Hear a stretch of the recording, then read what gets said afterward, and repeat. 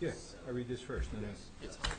Please take notice that action will be taken on the following items at the regular council meeting on Tuesday, May 10th, 2022, in the council chambers, Sparta Township Municipal Building, 65 Main Street, Sparta, New Jersey. The meeting is called to order at 6 p.m. Adequate notice of this meeting was provided to the public and press on January 7th, 2022 by delivering to the press and posting on the township website a copy of the notice. Can we have a roll call, please? Councilman Chiarella? I'm here. Deputy Mayor Holster? Here. Councilwoman Quinn? Here. Councilwoman Wildsmith? Here. And Mayor Smith. Here. She would be so happy. That woke me up. Just practicing. That woke me up. It woke me up too. Yeah. Deputy Mayor, would you please bring us into executive? Oh, my God.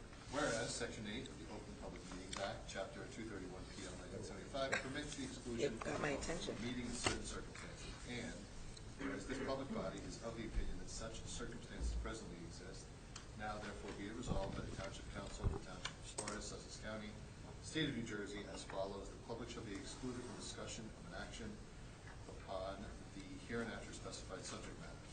The general nature of the subject matter to be discussed is as follows: litigation, personnel, contract negotiations, miscellaneous legal advice.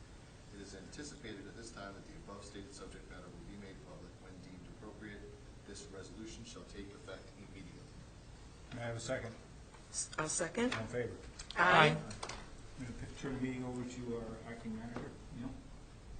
Thank you. Into a regular session. Like that? So moved. All right, thanks, you guys. All in favor? Motion. Aye. Motion and second. We're gonna make a motion to come out of executive session. It was a little convoluted, Kate, but it's all there. I think we got So, And we were all in favor of that. Yes.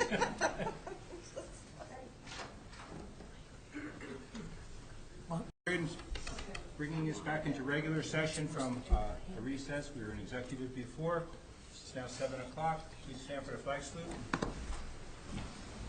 I pledge allegiance to the flag of the United States of America and to the republic for which it stands, one nation, under God, indivisible, with liberty and justice for all.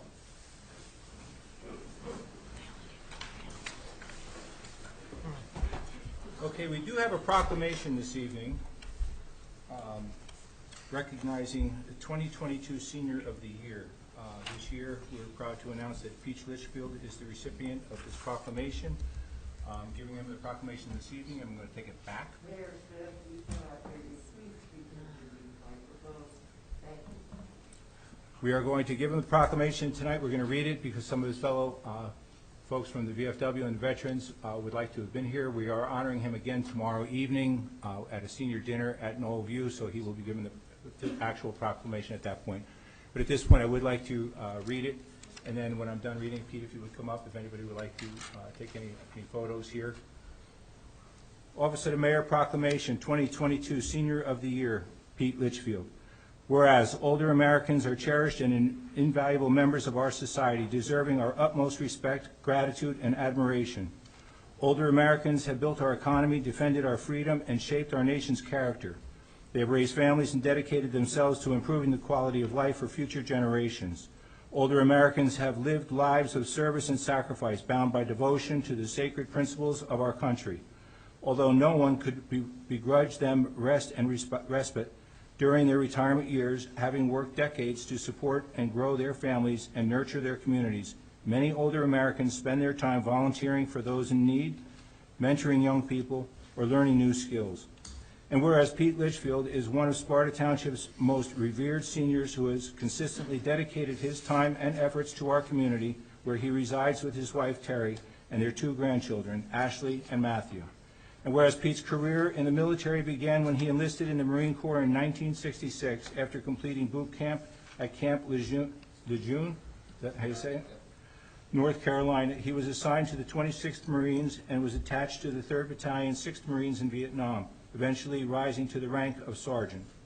And whereas Pete has been a member of the VFW post number 7248 for 45 years and is serving as commander, Pete's position as commander affords him opportunity to assist veterans and support noteworthy projects such as the annual clam bake, annual poppy sale, and yearly Christmas tree sale that raises thousands of dollars for the Ralph Rojas Scholarship Fund. Pete is currently conducting a clothing drive and purchasing medical kits for the Ukrainians who are fighting a hostile invasion of their country in order to secure their freedom.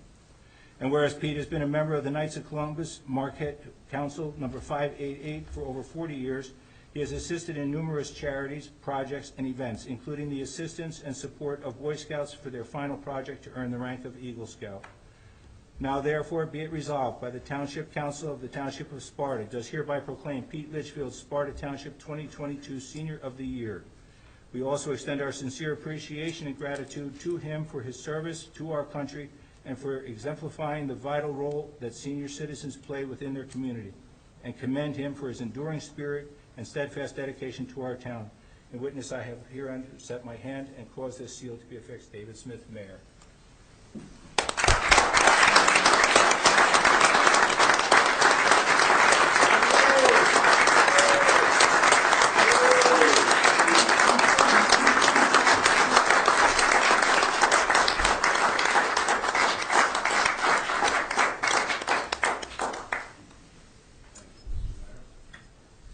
I will say this, I've known Pete for a couple of years, but I've heard of him for a long time. If there's anybody that has given to this community and not taken credit for a lot of it, it's Pete. And the next dog. God bless Pete.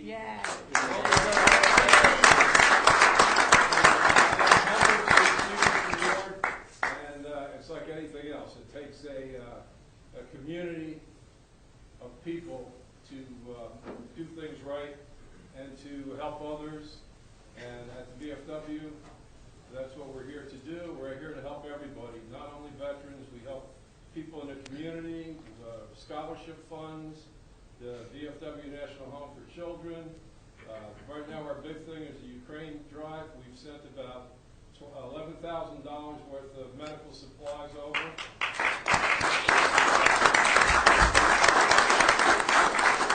Hundreds of sleeping bags, and boots, and military clothing, and civilian clothing. We actually sent over 1 gown and a pair of high heels. Again, I want to thank everybody, and I don't deserve this. It's a team effort, and I want to thank everybody in our community. Thank you very much.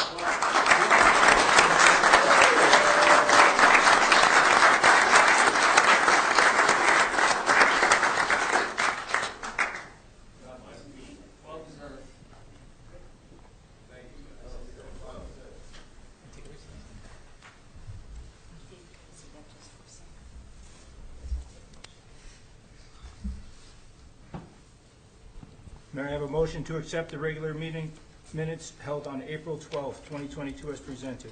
So moved. I'll second the motion. All in favor? Aye. Motion's carried.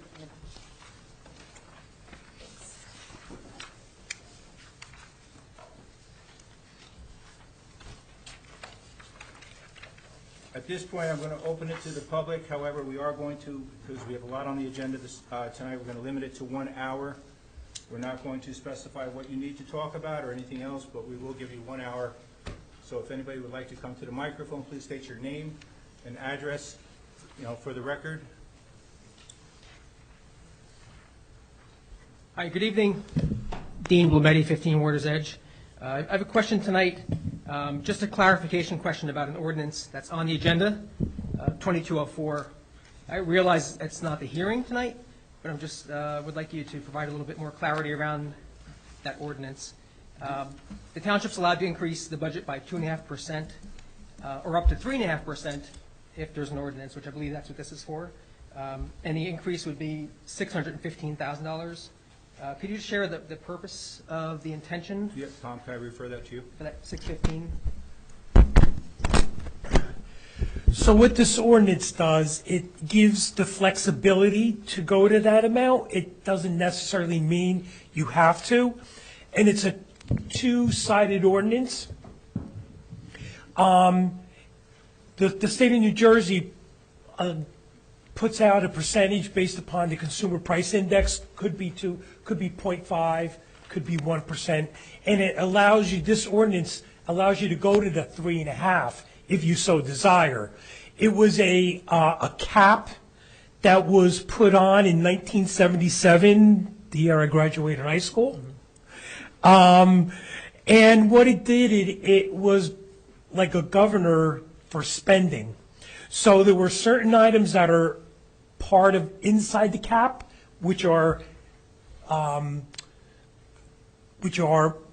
for this percentage, and there's things that they throw outside the cap that you can't control within a 3.5%. So it was just basically a spending limitation back in 1977. Back in 1980, though, they did another cap, but it was more for the levy, and that's the amount they go out to the taxpayers for, and that's a 2%. And that tends to be more of the governor for spending now than this old 1977 cap. But again, it just gives the town the flexibility to have more inside the cap in case there's new items of revenue, of appropriation that need to be put in there. But again, it has nothing to do with our tax levy this year right now. There's no increase in taxes. So it's just in case of an emergency that we need that dollar amount. But again, it has no bearing on the budget at all, but we do have it in there. And the second part of the resolution is if we don't use the cap, we get 2 years to bank that extra money. So besides going to the 3.5%, we have the 2 prior years if we didn't use it for extra banking money. But again, we don't even look at this, to be honest with you, when we're preparing the budget. We just make sure that we're within that 3.5%.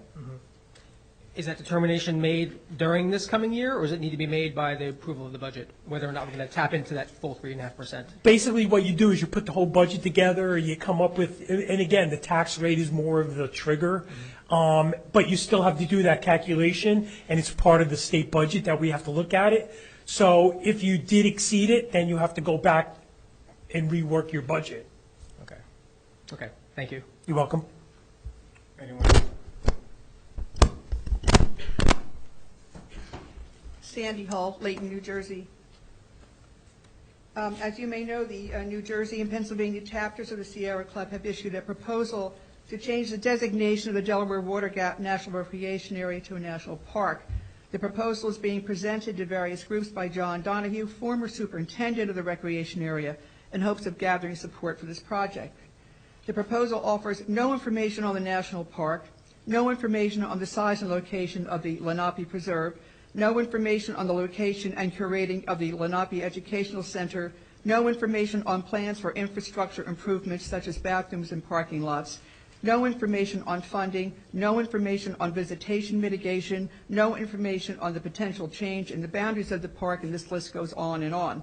Sussex and Warren counties, the townships of Montague, Freedon, Sandyston, Hampton, Lafayette, Stillwater, Frankfort, and Sussex Borough, and I was in Andover Borough last night, and there's somebody in Freedon Township, I think, tonight. All these in New Jersey. Shohola, Dingmans, and Delaware townships in Pennsylvania have passed resolutions opposing this proposal until a plan is presented for public review and comment. Milford Township, Milford Borough have sent letters to their representatives requesting more information. Resolutions in opposition are on the agendas for Lehman and Westville townships in Pennsylvania as well. I have copies of this proposal and other information for each of the council members. I hope you will read the material and consider passing a resolution in opposition of this proposed change until details such as environmental, agricultural, and economic impact statements and other information are available for public review and comment. When I asked Mr. Donahue to provide those impact statements, he said he didn't have to. When I asked Mr. Donahue if he was a paid consultant to the Sierra Club or a volunteer, he said no money had been exchanged. National preserves, as planned in this proposal, are open to resource extraction. Mr. Donahue owns Three Rivers Environmental Consulting Company, and you can draw your own conclusion from that. And I'll give these proposals to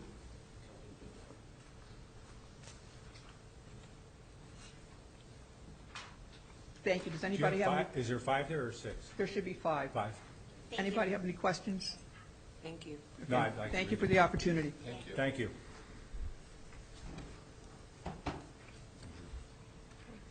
Yes. Carol Savage, 18 Hilltop Trail. Last month, a month ago, this came up and asked what the time frame was for proposing a new ordinance to review land use in town and to prevent more applications to mega warehouses. 2 weeks before that, Councilman Cirillo had proposed a resolution for redoing the ordinance, and you guys said you were working on something. And so it's been a month now. I'd like to know the status of what the town is doing to make sure that we don't get any more applications for giant warehouses, and whether you are you doing something about it, and where we are with that timeline. Mr. Ryan, do you want to speak to that, or? Well, just to confirm what I stated at the last council meeting, that certainly the council is considering,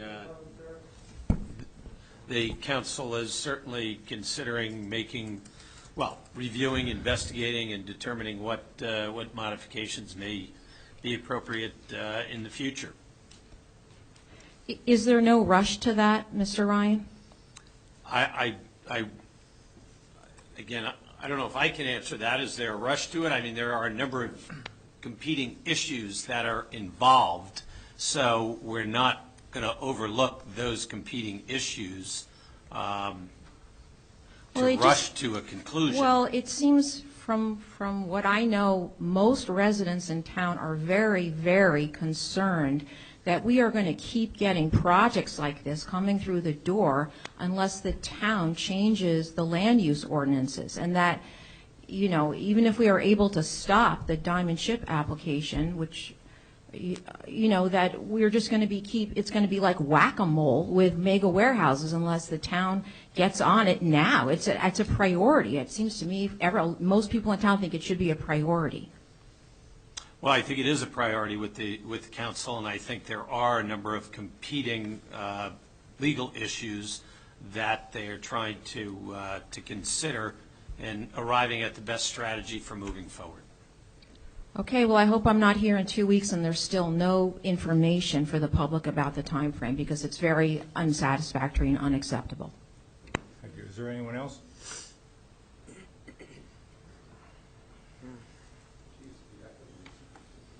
Hi, Dean Reinauer, 15 Birch Parkway. It just popped into my head, that's why I'm bringing this up.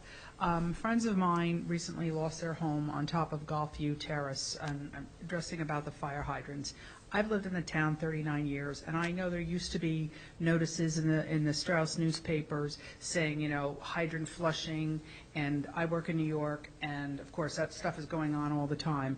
I think it might behoove you, because of concern of people, particularly in Lake Mohawk, that if you have a fire hydrant flushing schedule, or indicate, because the rumor mill is very much alive, that there's not enough water in a lot of these fire hydrants. So I'd just like to challenge you to think about taking that and maybe putting something in the paper.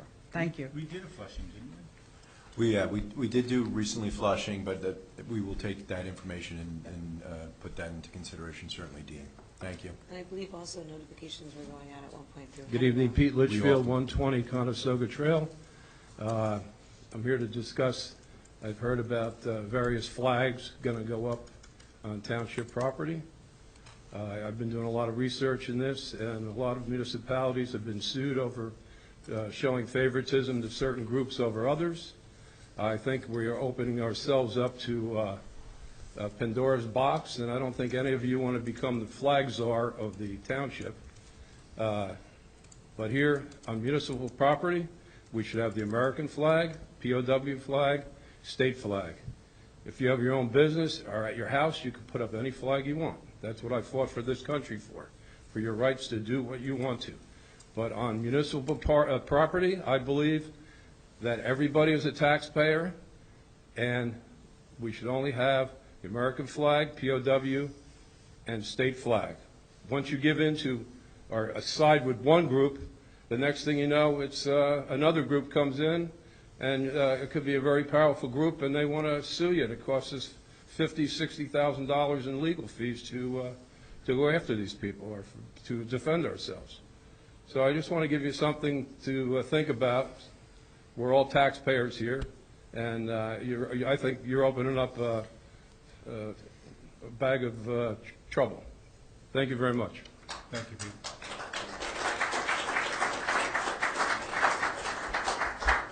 Anyone else like to speak?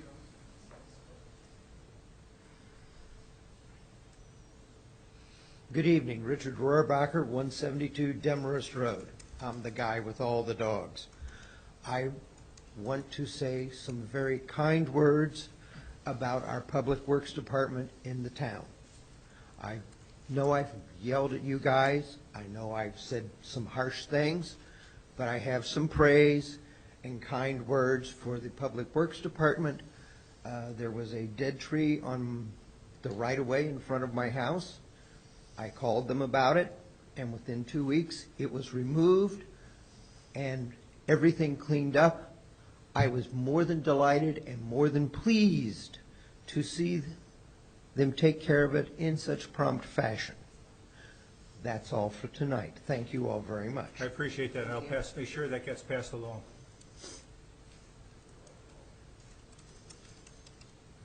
What was the address on Demarest? I'm sorry. 172. Anyone else? Hi, I'm Vivian Perlmutter, 5 Morgan Drive, Sparta. I would like to see if you could possibly improve the warning systems that you have here at the town. This morning, through Facebook, I found out that there was a head-on collision on 517, which is down the road from where I live. I found out on Facebook. We are paying for a warning system, and when the police get to the scene, well, they should just have a system where they press a button. Your phone knows where you are, and if he presses the button, then everybody in town knows through their phone that there's an accident at that location, and that prevents all the cars. That normally, if you know that there's an accident on 517, you can avoid going there. You can shop later or make the trip a different time of the day. I got one squawk, I guess it was yesterday, that there was an orange amber alert of a child. But the child was in Essex County. And, I heard this squawk from my phone, and I ran. Oh, my God, what's going on? And how was I seeing this child in Essex County? But I should receive a message that there is a problem, like a terrible traffic situation, just to help the police in this town. They have enough to do to handle an accident, not to have 30 more cars come to the scene accidentally, just because they thought they didn't know there was an accident.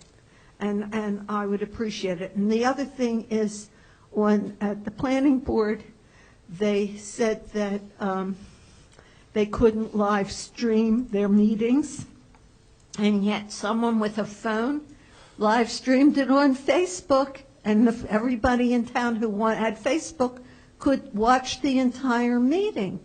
So if the whole technology requires a simple iPhone with a stand, please, you can do it. You really can do it. Thank you. Is there anyone else? You should ask her if she signed up in Honeywell. Neil Clark, Springbrook Trail. I have some comments about the resolutions, but I'll hold those until the appropriate time. Okay. My question tonight is, I'm following up on something that actually Councilwoman Quinn brought up. Sure. That Councilwoman Quinn brought up, I think in February of 2021, in relation, it was the same time as the Ordinance 2101, and she astutely brought up that the town was going to do an analysis of the expenditures that the town is making on professional services and try to determine whether it was more cost effective to have a full-time employee as opposed to professional services. And my question tonight is, was that analysis ever done? If it wasn't done, is it going to be done? If it is going to be done, When will it be completed? Thank you.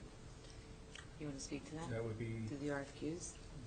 Yeah, so I had mentioned before, Mr. Clark, that we did put out some RFPs for professional services, all our professional services across the board, our auditors, our township attorneys, our township engineer, and we got responses back. We're working through it. I'm working through it with my professionals, giving a diligent look over to see, number one, what kind of services are we getting right now in this township, and then if there's a cost savings, if we can go another direction, another route.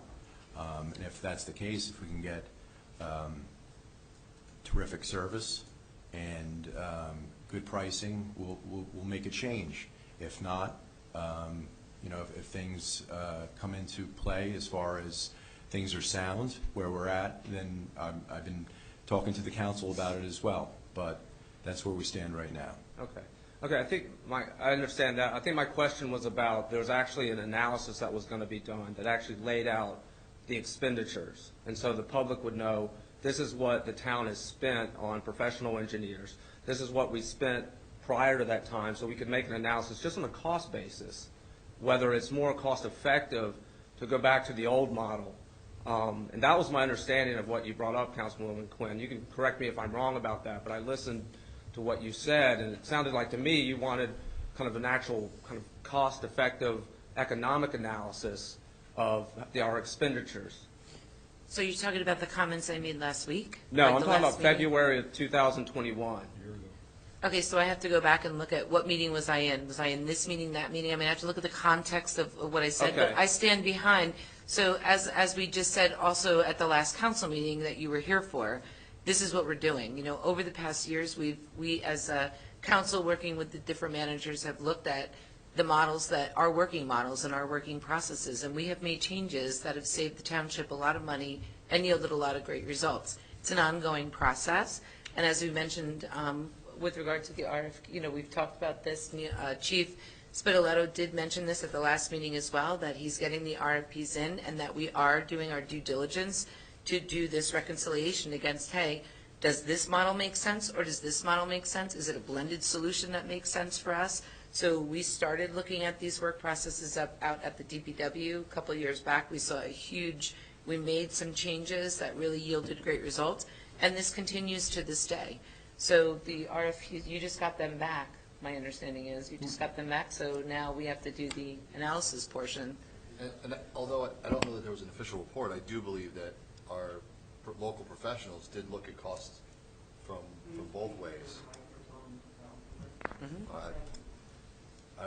Like I said, I don't think there was an actual report, but I remember in some of those meetings talking about numbers and talking about, you know, the different expenditures as far as benefits and salary as opposed to professionals. So, I mean, I don't know if we paid outside professionals to do that report, but I believe our local professionals did work on something. That's correct. So this conversation's been happening for some time with the council here, and I think it did occur preceding me taking over as the acting manager. I believe the previous manager did provide a report to this council on analysis between comparison of two, but we're going to continue to do that and do it very thoroughly and make the correct decision on the council's So, Neil, advice. you're asking as well for like the before and after numbers, is that what you're asking? Yeah, I mean, my So understanding. you'd like to understand what we're paying before and what the RFPs are and how we choose and the actual numbers afterwards. I think the public would just like to know that, look, there's, you know, we've moved to a more professional engineering model, third-party contracting is what I'll call it. That has a certain cost with it, right? And I think what the public is sort of interested in is how much is that costing us compared to when we had, say, a full-time employee engineer? And, I mean, I know you're still going to have to farm stuff out. I get that. Yeah. I think that the public just wants to know, what were we spending before? What are we spending now? And so we can just get an idea, does that model really work? And, you know, it was February 23rd of 2021. And, you know, you may want to listen to it just to make sure that what y'all are doing now encompasses what you wanted to have done in February. That's all. The other thing I think that also to be mindful of, and I'm not putting anything off, but just to be factual, the numbers that we're seeing over these years are possibly skewed because of the effects of COVID, projects that didn't happen, things that we were intending to happen, things that changed, you know, so we just need to be mindful of that as well. So in the interest of full disclosure, just saying, you know, I believe we have these reports, it's not a problem. We're working on looking at this different service now, as the manager said, but just be mindful of the fact that, you know, what we're seeing could be lower or higher because different things happened and didn't happen because of the pandemic. Yeah, I would assume that. I would assume any kind of diligent report would have the Right. appropriate caveats. Of course. You know, Well, I'm just making that yeah. disclaimer right now in front of everybody because I don't And know if we're that'll we're be. with you, Mr. Clark. We want to save money, too. We want to It save makes money. us look good, too, if we save money. I get it. I just, yeah, it mainly is just try to, so we can actually look at the numbers. Would those be ones that would be publicly available, or would you require an Oprah request to get them? I think some of it might be openable. I don't know. Well, it's Some all contract openable. stuff is Every not part of open. it, every part of it you can Oprah. Okay. Every part. But also, if you're asking to sit down and talk to Neil about what it looks like when we come to conclusions, I think you'd be okay with that? Absolutely. Yeah. Okay. All right, thank you very much. You're welcome.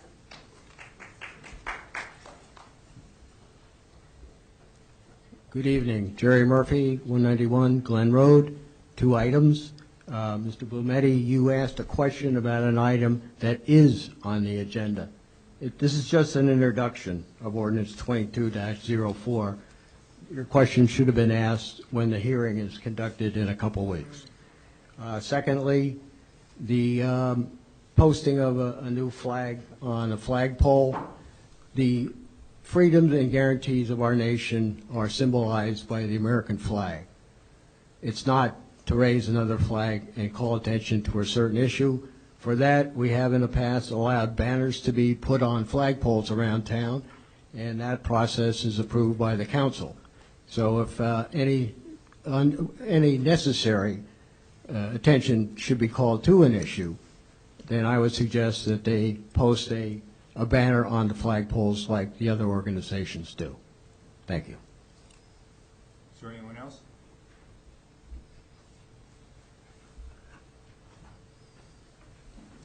Good evening, William Enright, 3 Tulip Tree Lane. I'm just going to run through a list. If any of these towns remind you of Sparta, interrupt me. Berkeley Heights, Englewood Cliffs, Elizabeth, Garwood, Hackensack Hillside, Kenilworth, Mount Laurel, Old Bridge, Scotch Plains, Randolph, Roselle Park, Springfield, and then Sparta. That's 7 Union towns, towns in Union County, 3 in Bergen, 1 in Morris, 0 in Sussex. Any of those towns have anything in common with Sparta? You can, demographics, population, size. Average population of those towns, 31,000. Sparta is what, 18 and change? Sparta by far the biggest, what is it? Yeah, Almost- closer to 20. Sure. Sparta, in terms of square mileage, like 39? 40, yeah. Something close? None of those towns are over 25. All of those towns are represented by Catherine Samard and Harbor Consultants. Why would Sparta hire a consulting company that doesn't really have any experience with consulting for a town like ours? A little bit rural, very big, but smaller in the population size. Mr. Mayor, Councilwoman Smith, I know you both said in one of the previous meetings that you were basically first learning about the master plan from her. She presented this master plan. So I'm just curious, how does that process come about? Why would the town hire a consultant that doesn't really seem to have a lot of experience with our type of town or planning for our type of town? So just to clarify that, she did not bring us the master plan, she did the review. So Okay. she is a consultant that we have been using for several years now. She's not new to the area, so to speak. Mm-hmm.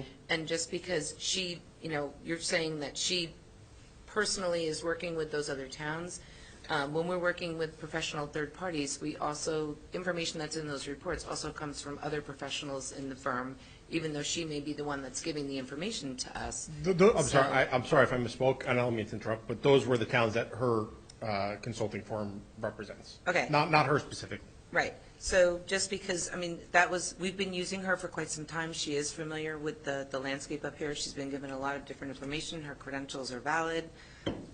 We have a numerous amount of professionals that we work with on a regular basis. So I'm not sure that, I understand where you're framing the question from, but I'm not sure that that's the way to exclude someone from a position either. Yeah, I'm not trying to discredit her credentials, but if I was a movie director and I wanted to hire a part for someone that grew up in Mount Vernon, New York, I'd probably hire Denzel Washington because he has that familiarity instead of Leonardo DiCaprio.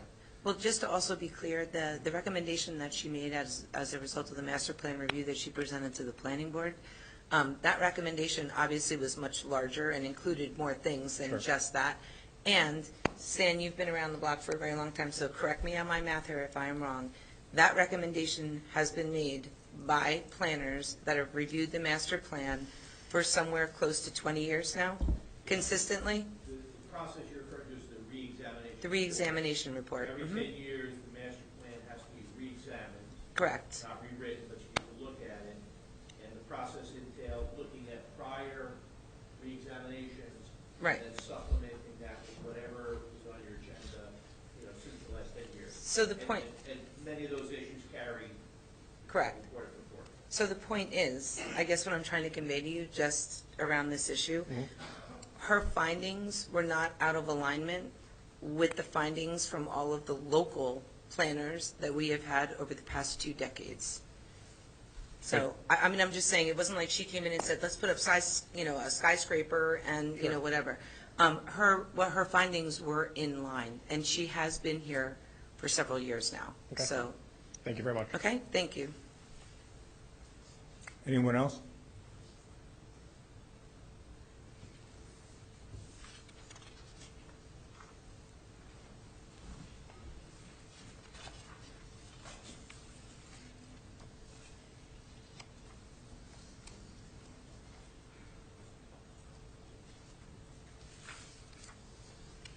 Hi. Kate Madison, 22 Saddle Ridge Road. So I'm following up tonight with my ask from 2 weeks ago about raising the pride flag in Sparta.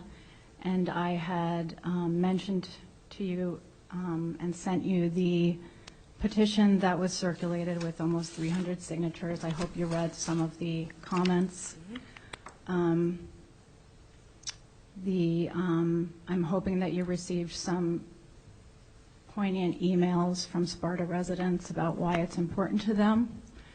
And I'm also sure that you're aware of the recent flag vandalism again at Sparta United Methodist. So while I want to respect everyone's opinion that's here tonight to speak about this subject, because I'm glad people are here, and we need to debate both sides of this topic to get anywhere on this issue, to be honest, and to do that in a public forum with people who on both sides love the community and the people in it is, it's the best you can hope for. So I'm glad that people came and are getting involved and learning more about it. So I was hoping, since we still have 2 weeks before June 1st, so it's Pride Month, it's only a month out of the year, and it is something that multiple townships all over the country do, but obviously many townships in New Jersey have done it as well. I don't know the specifics about legal issues with that. I mean, I don't think it's an issue.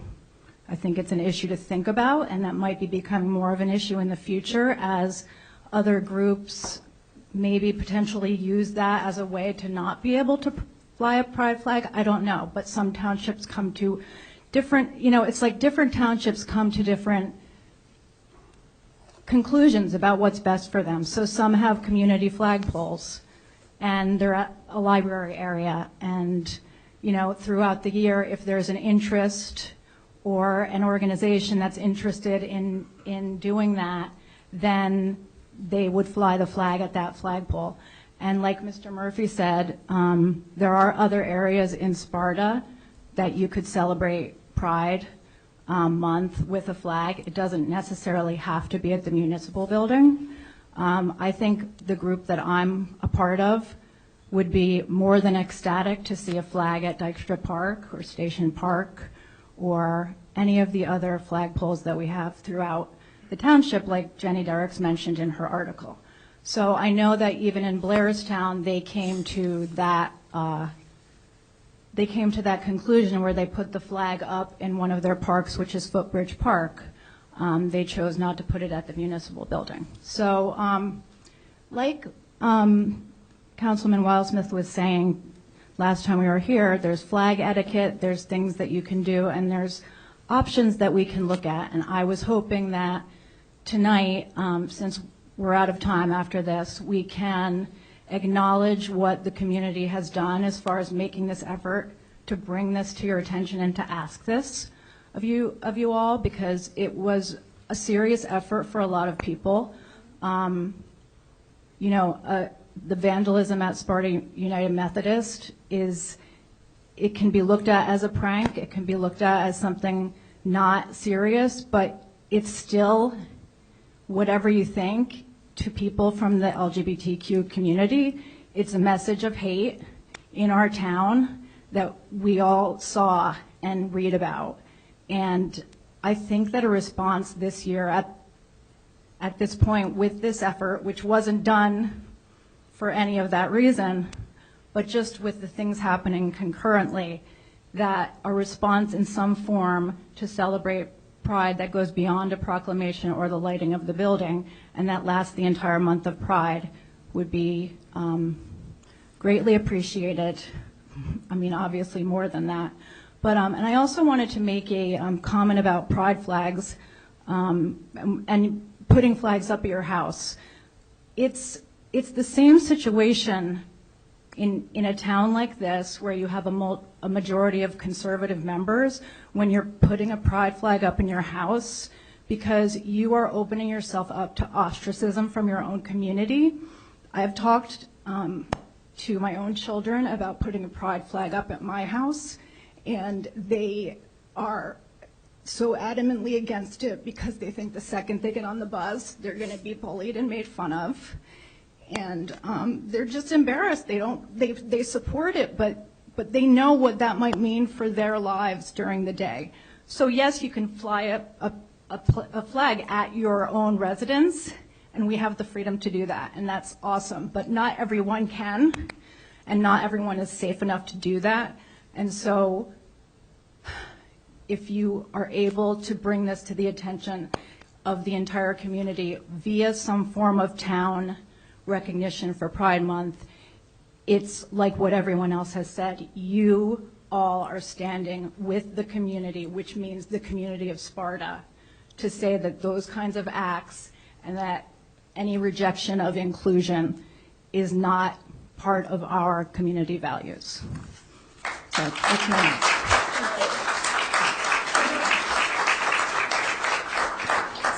Thank you, Kate. Kate, I have gotten a lot of emails on it, and because of the importance of it, I'm going to bring it back up to the dais. And I've done some research on it, and I know some of my fellow council people have also done some research on it. So I'm going to bring it back. Dan, do you have any comments you'd like to make? No, and I'm glad to hear you say that, because I think, as we said, we should have a discussion on this and possibly come to a decision before the end of the night. So thank you. Well, we've got some time now. Let's bring it back while it's a hot topic. Yeah. I was talking to the acting manager today and thought that, we have been looking into this and researching this, and I think from our prior comments, that we want Sparta to be an inclusive community and have our children be loved and wanted here, and families, and include everyone. So former Mayor Murphy did mention a point that I said to Neil today. If we were to take our flagpoles and put the representative colors and a nice proclamation on each one, like we do for Ovarian Cancer Month and also the Sharing Network and various other times, Ann O'Dare had said something that resonated with me regarding daytime and regarding driving by and kids being able to see a flag or something visual that lets them know that we're all inclusive and accepting. And they can't see that at night when they're on the school bus. They're on the school bus during the day. So if you can picture what I'm saying, those flagpoles are beautiful. Right now we have our veterans flags on the top of them through Memorial Day. And Light then poles, you mean, not flagpoles. Light poles, yeah. Light They'll hold the posts. flag. Thank you, Jerry. Light posts. So how do you guys feel about that? And then normally we would laminate the proclamation having to do with whether it's ovarian cancer or the Sharing Network, for example, and have that small laminated piece be on there so it lasts the weather for the month.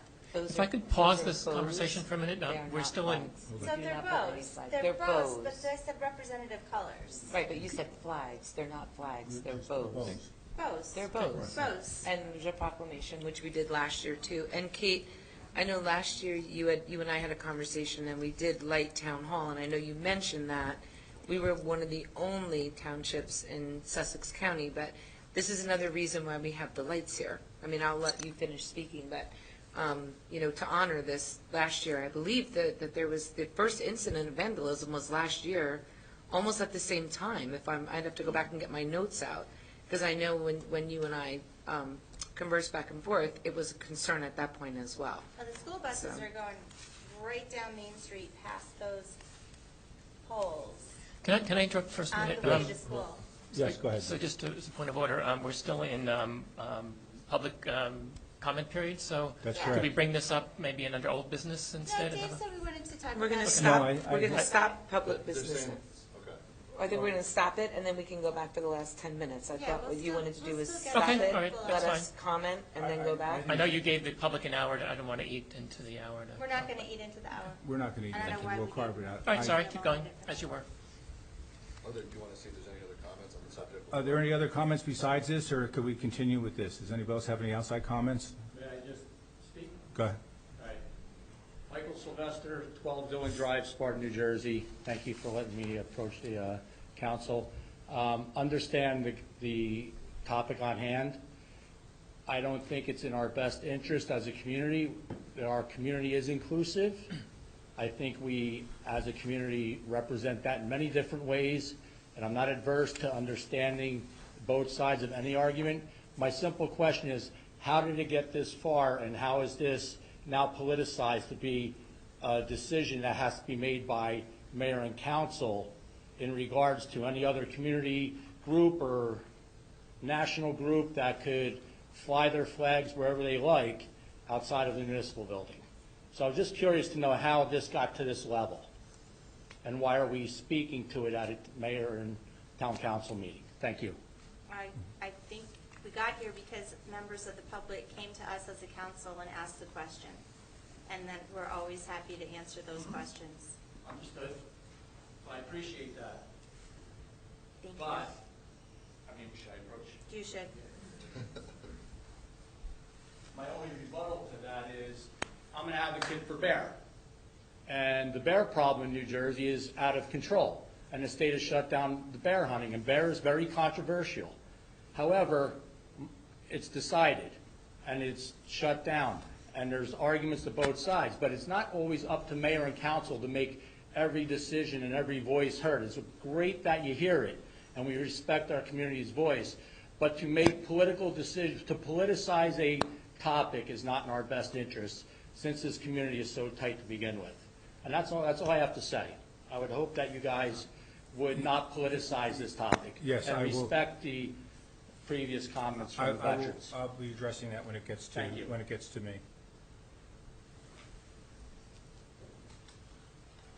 Good evening. My name is Pat Leary, and I live at 33 Bridle Way.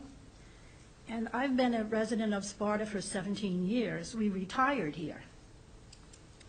And I think what we loved about it was not only it was beautiful with the lakes and the farms, it's just gorgeous, but the welcome we got when we moved here. Our church community reached out, we live in a townhouse community. We were very welcome. And we didn't raise our children here, but we do have 10 grandchildren who are being raised in Sparta. And I want them to feel welcome.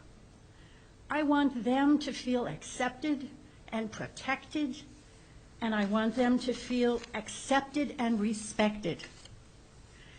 And I would really encourage you, I don't want to see you get sued, so check that out.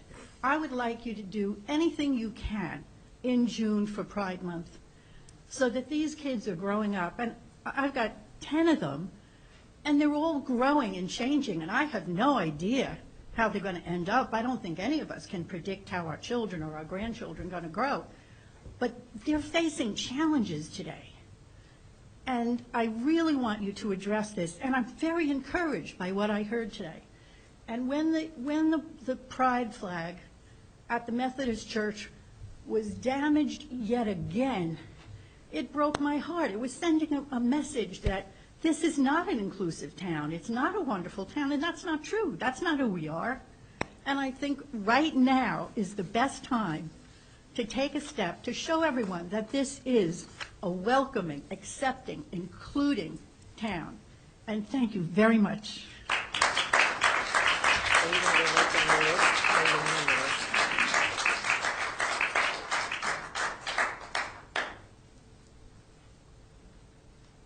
Hi, that's my mom.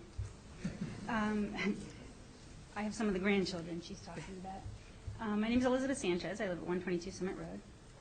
I think that this flag is unique because it is not political. It does not endorse any particular cause or agenda or legislation or curriculum or candidate or election. It has, since it debuted in 1978, I think, it has one simple message, which is pride and inclusivity and acceptance. So that's the message it sends. It doesn't open up to anything else. It is very unique in that way. And I think that displaying it in whatever form and wherever in town it may be does send a message that really counteracts some of the other messages that are being sent. And whichever way you vote, it does send a message to our kids. And if they, I love that we have a resolution that at least has been passed in past years, but like my kids are not going to read a resolution, but they will see that very recognizable symbol, and it means something. It means so much, and I think that, the LGBTQ community has not always felt welcome. Like historically, they have been unwelcome, to put it mildly. So they are a group that needs to be told explicitly, you are welcome here. Because it doesn't go without saying. Specifically now, with everything that's going on, with the pride flag being damaged, I think that the message needs to be louder than ever if we want to make sure that the message is clear, that we are an inclusive town and that you are welcome here. I think this is very important, and I just want to lend my support to that. Thank you.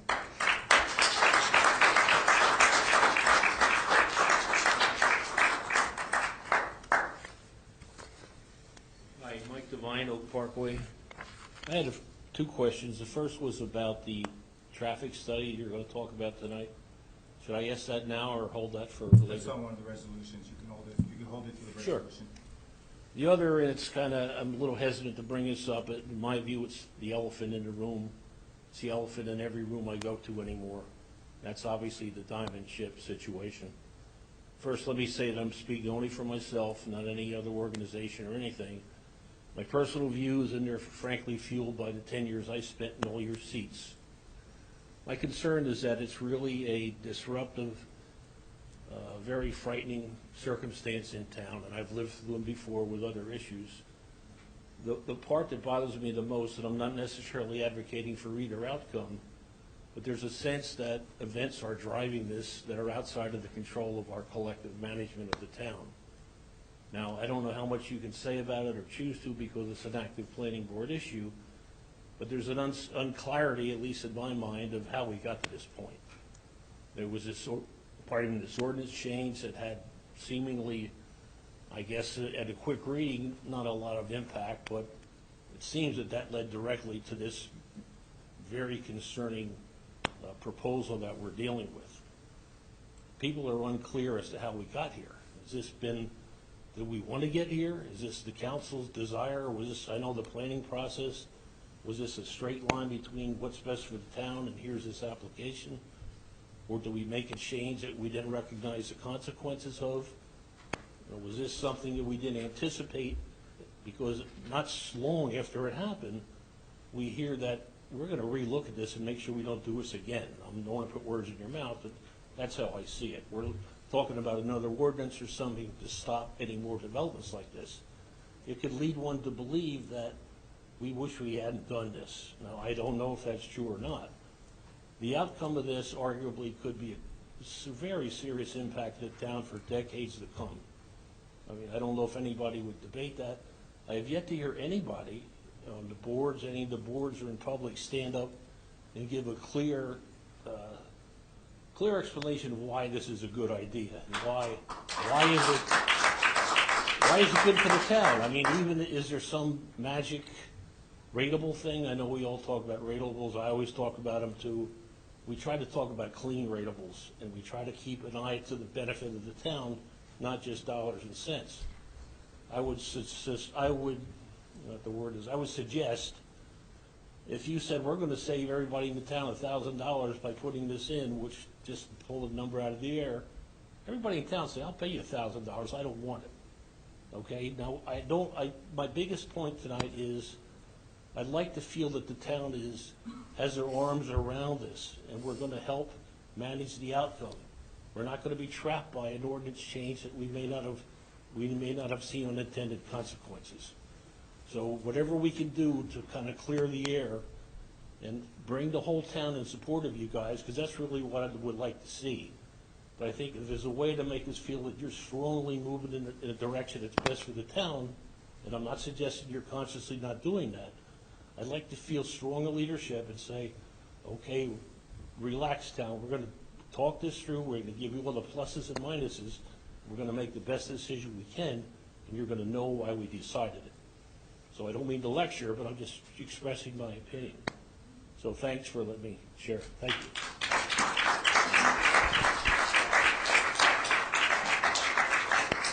Is there anyone else? Jenny Derricks, Tap into Sparta. I have two things that are not related to what Mr. Devine just spoke about, and then back to that issue. The first is to invite somebody from DPW if they want to come take a walk in the neighborhood to look at the new paving that was done. To look at the paving that was done in the neighborhood back in August. I think maybe there's some warranty issues that could be addressed. Your neighborhood, Jenny? Milk Creek and Mount Pleasant Road. Okay. Certainly better than it was, but it's troubling that 6 months after it was done, it's already a mess. Mill Creek, and what was the other one? Mount Pleasant. Any update on the Glen upper access? Yes, we did speak with the neighborhood. We're waiting to hear back. We spoke to the representative of the neighborhood with several different ideas, and we're waiting for her to get to her neighborhood to get back to us on it.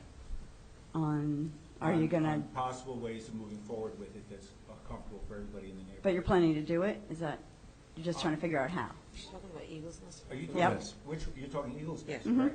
Yes, we're putting the access road up. Okay, As to that's my what we want to question. do at the top, if we want to light it, not light it, put a picnic table Okay, up so there, just the not- details are being worked on. Yes, and Okay. we've already met with the main resident, the representative resident up there, Okay. and she's going back to him, and we're just kind of waiting to hear back so she gets a hold of everybody up there. Great, thank you. Okay, and then I don't know if you're aware, I had I know you were aware of the couple big Oprah requests that I made because all of you responded. I anticipated that there wouldn't be any documentation coming from you guys. That was expected. I've appealed, just so you know, that I have appealed the part of my Oprah request that was rejected, and that is the documentation, any correspondence between or work products from the professionals that work for the town and the representatives of Diamond Chip, going back 2020 and then 2021 timeframe. There is precedent for that. I just want you to be aware that I have made that appeal, that there is strong precedent for it. I also reached out to an Oprah attorney that works with TAP, CJ Griffin, and she did confirm that work products that come as a result of being paid for from the public coffers are public. I understand that the escrow paid paid indirectly, but it wouldn't have mattered that the money was paid from the town, and so those work products are public. So if there's anything that you could do to help maybe suggest that these be released without having to wait for the whole appeal process, that would be appreciated. I'm not expecting an answer. I'm just putting it out there. I'm not also accusing any malfeasance. I think it would just go to what Mr. Devine was talking about, trying to understand how we got here, how we can make sure we don't get here again. Thank you.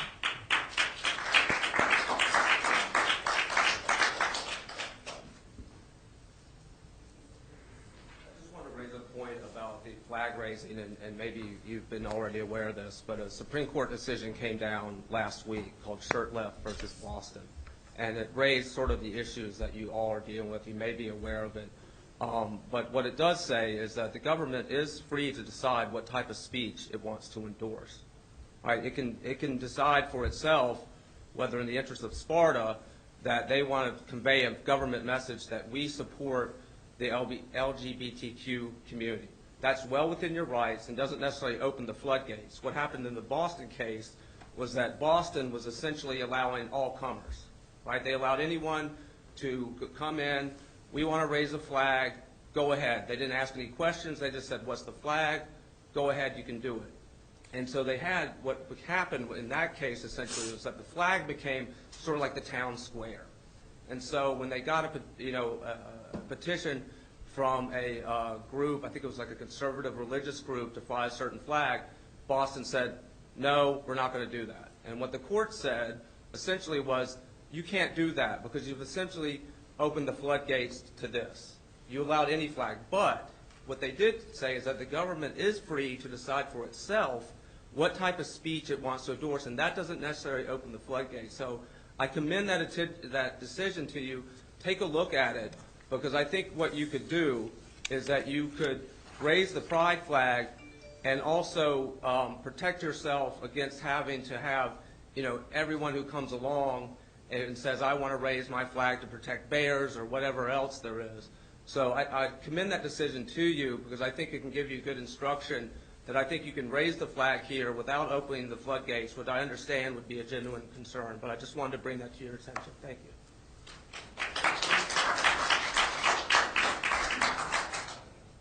Is there anyone else, or I'll bring it back up to the dais? Dan, did you want to say something in reference to the flag? Yeah, sure, thanks. To echo some of the comments that were made today, we did see recently at least two outward displays of hatred and bigotry, and I don't know if it would constitute a hate crime or a bias incident or being investigated as such. And I think it's important that as a council, that we, as a township and a community, that we demonstrate our support for the members that are being outwardly attacked over here. And I think it's really no different than flying a POW flag. By doing so in the, right out in front of Municipal Hall, we're saying that we value our veterans, and we're going to show it by showing everybody that this is a community that we value. And I feel the same way about the LGBTQ community, that especially in a time of this attention, that they need to know that we have their back, or they have I'm going to get my direction wrong. Never mind. So in any case, I would be fully supportive of putting the flag up in the front, but having the streets lined with the street posts for something similar. That's an intriguing idea too. Maybe we can do both. I don't know, but I'm open. Mr. Clark, I did read that article from Boston, and you're absolutely correct. From the research I've seen with the flags, under state of New Jersey, some of their rulings are, once you raise a flag in front of a municipal building, that doesn't have to be this building here, but any municipal building in the township or any town building, is considered a political statement. Now, I'm not saying I'm for or against right now, I'm just telling you what I found. The POW flag, MI flag, is a recognized flag. It is the only flag with the American flag that could be flown over the Capitol building. That flag is unique also. It must be flown 365 days a year along with the state flag in front of federal buildings. As far as municipalities are concerned, it's a recognized flag for municipalities. Municipalities must fly the American flag, the state of New Jersey flag, and the POW flag on certain dates, and the dates are extensive. There's like 15 or 16, and the consensus in the state of New Jersey is most people leave it up so they don't miss one of the specific dates. And that could be found if you Google New Jersey statute or municipalities flag. So that's where we stand there. I fully understand and I'm fully in support, but I do like what the Hasbrook Heights mayor did say. He said the American flag is for all. And that's what we are. We are all. It's not this group, that group. We are all. And as far as a flag in front of the municipal building, my personal feeling is the American flag represents all. However, that being said, I do think it's important to have a proclamation. I also do think we should light the colors, the gay pride flag colors in front of the building. I found nothing saying that that's considered a political statement or could run into problems in the future. I also liked Councilwoman Wildsmith's idea of possibly hanging ribbons on all the flagpoles like they do for Fight Cancer Month. So there's a lot of ways we can do it. But as for flying the flag with the 2 flagpoles that we have, I don't see, now I'm talking to myself personally, I've not gone to council, I don't think that's a smart idea. I do think it opens a can of worms. Once the public makes that political statement, that means if somebody comes in July and says, I hate gays, and they have a flag, we have to fly it.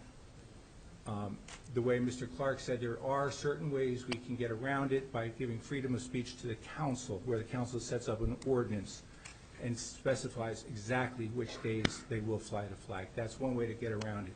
I don't see that as being really feasible either. We have the unique opportunity to be able to light the building in colors.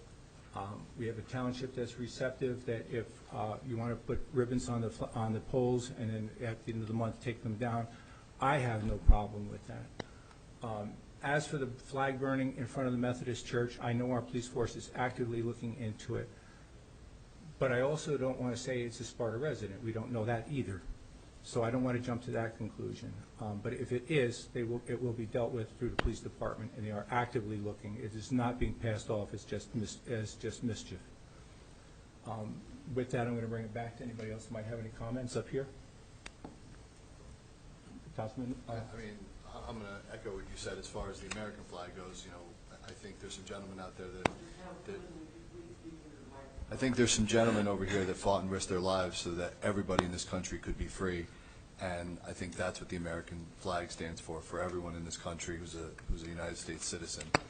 And you know, to put the POW flag and the Pride flag on the same level, I can't see that. You know, that represents people that were captured, people that died fighting for our freedom.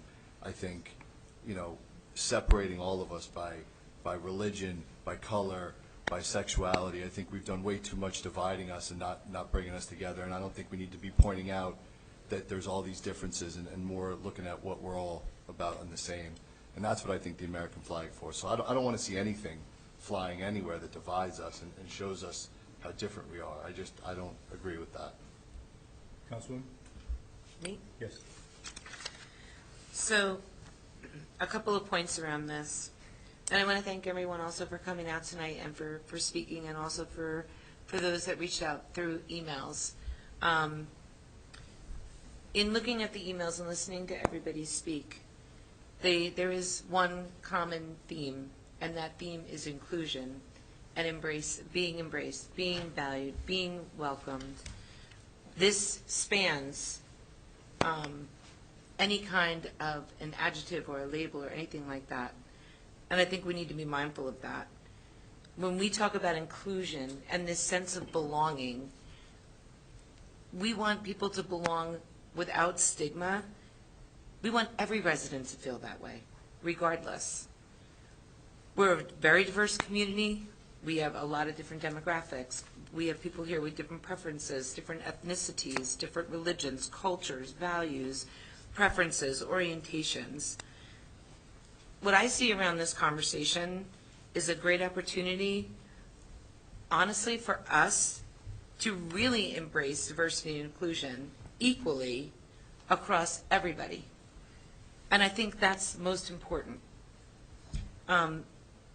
It's wonderful that the LGBTQ plus community has this voice and a flag and a representation, and I think that's great. It's my opinion that we have to be that diligent and equally focused on others that don't have that, so that everybody feels like they belong here, regardless. To Deputy Mayor's points, I think you've brought some great points. We don't want to divide people, and we don't want to label, and my concern is that by picking out one, we are by omission leaving everyone else out. And that's very concerning to me, because I think it goes exactly against what we're trying to accomplish here. It's my opinion that this is the time for us to lead the way by celebrating and embracing everybody's differences, regardless of your label, your viewpoint, your culture, your beliefs, your affiliation, your preferences. And I think that we have an opportunity, again, to be on the forefront of showing everyone and making a statement that we in Sparta, in this township, we embrace and we celebrate our differences as our biggest strength. I do also believe that the symbol of the flag in the front, I believe that is what binds us together equally and with solidarity. I agree about lights and other things, ribbons and whatever. I think that's fantastic. But I'd like to bring everyone back to 2016. So in 2016, Sparta Township was the first municipality within the county to implement by resolution a stigma-free initiative around the mental health, well-being, and substance abuse crisis. Because of the stigma that was associated with it, people within our community were living with these things painfully, alone, isolated, because they were afraid of stigma. So we did something about it. We created this. We have signs up. With that said, I think it's time for us to build on that initiative and send a statement to the community that it embraces its diverse population and that it does not tolerate and will not tolerate in any way, shape, or form attacks, verbal, written, or other, delivered in person, under cover of darkness, or over social media, designed to attack or defame those with different values, beliefs, orientation, or preferences. It's my opinion that if we take this opportunity to do that and widen the scope instead of looking at just one particular community and bring this message back across the community, we have a great opportunity here to really truly bring everybody together as one seamlessly. I think that if we went forward in this direction, that through our different liaison assignments, we would be able to work very successfully with organizations, with schools, with our seniors, with our media outlets, with business owners, and with the general population to really convey the message through appropriate communication and marketing. And I think that would do more, because everybody wants to feel this way. Every single person, regardless of your age, regardless of your belief, regardless of your culture. And so that's my opinion.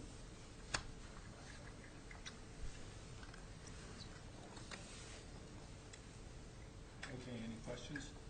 I'm going to make a motion that we do light the building in the rainbow colors for 1 week, for the week of the proclamation, and allow them, any group that would like to put ribbons on our poles in our town to be removed at the end of the month. May I have a second? So I would like to make a motion that we have government speech and we declare that we're accepting of this community that has asked for the flag, that we have a flag somewhere on municipal property that is visible for our children to see on a school bus.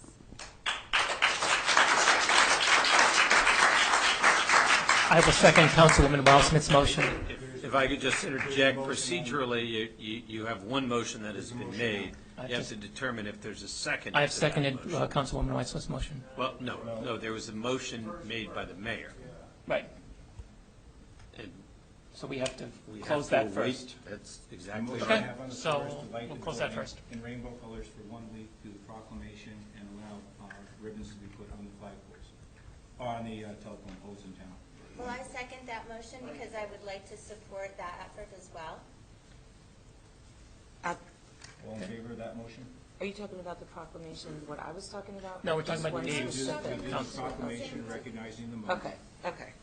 The lighting of the building for 1 week. Okay. And the rainbow colors and the flags on these. Wait, you poles. just said in any other group that wants to put ribbons on poles, like where are we going with this? How many groups are gonna be putting ribbons on that? Can you speak so we can hear you? I said, when you said that, you said in any other All right, group, that's- though, all so right, I'm let just me- saying, let me rephrase it. I'm just, Put it with the LGBT. if you ever look at the months, there's like 50 different things for every month. And once we open the Pandora's box, it is whoever wants to put ribbons on light poles. And I And just, I'll let it go for the gay pride group for the month of June, 2022. Okay. So we roll call vote? So can you restate the motion exactly now? Yeah, let me clarify. And into the mic. Light the building in the rainbow colors for 1 week. The week of the we do a proclamation stating that Gay Pride Month of June, allowing the group for the month of June to put ribbons on the telephone poles in the year 2022 to begin. Well, they're the light poles, yeah. Light poles. They're not flagpoles, they're the light poles that you Light see on poles. Main Yes, Street. they do. And I think they only do the ribbons on Main Street. I don't think they do them on all of them, do they? We only have the light poles in the main area. Could we consider having the building lit for the month of June? And with the exception of graduation day, where we could do the Sparta colors for the graduates?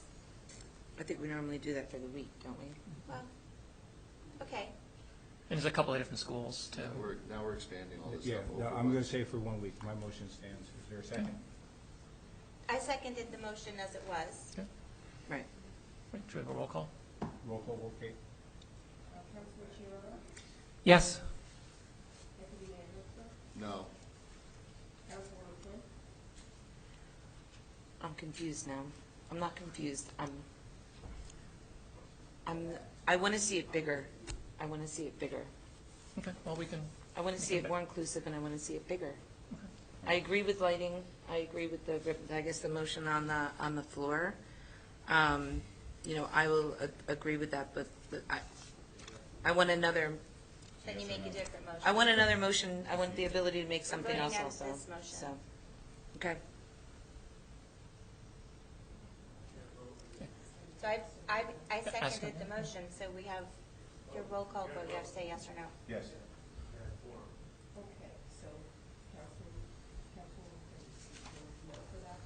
What? What was your vote? I said yes. I Okay. said okay. Yes. Yes. And just to be clear, so it's ribbons on the poles and Lighting the town hall building lit up? and the proclamation. And the proclamation, yes. Okay. Okay, now, Councilwoman Wildsmith, you had something to add to that? Yes, I would also like to see a flag raised somewhere that the kids can see it on the way to school. And I'll second that motion. So I just want to be clear about something. Just 2 points. So Kate, you brought up before that something that did not sit right, and I want to make sure that I clarify it with you. You brought up the fact that in a conservative community, those that were not of this, come on up, those that were not embraced because it was a political issue.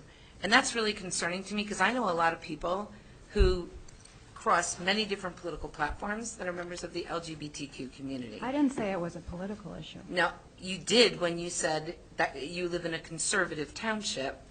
That's No, what you said. That's belief, it's not politics. But that's.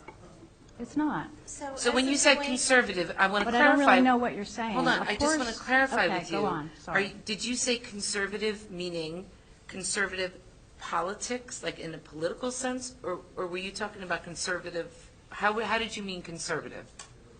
as a point of order, we have a motion and a second on the floor. Yeah. Okay, in part of the discussion of that,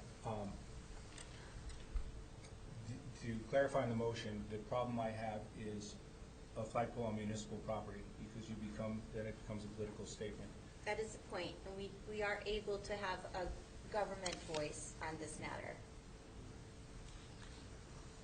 Correct, Mr. Ryan? Yeah, we I make mean, political I'm statements all the time. reading the Supreme Court decision. If you're I asking also for read the resolutions for other some communities that have done it. observations on that, I really, my concern is the lack of taking a more studied approach to this and establishing a policy and therefore developing a more formal, thoughtful resolution or even an ordinance to establish those policies. So- My concern is with the precedent that was established indeed by the case that Mr. Clark referred to, which is Shurtleff versus the City of Boston, a U.S. Supreme Court decision that recently came down.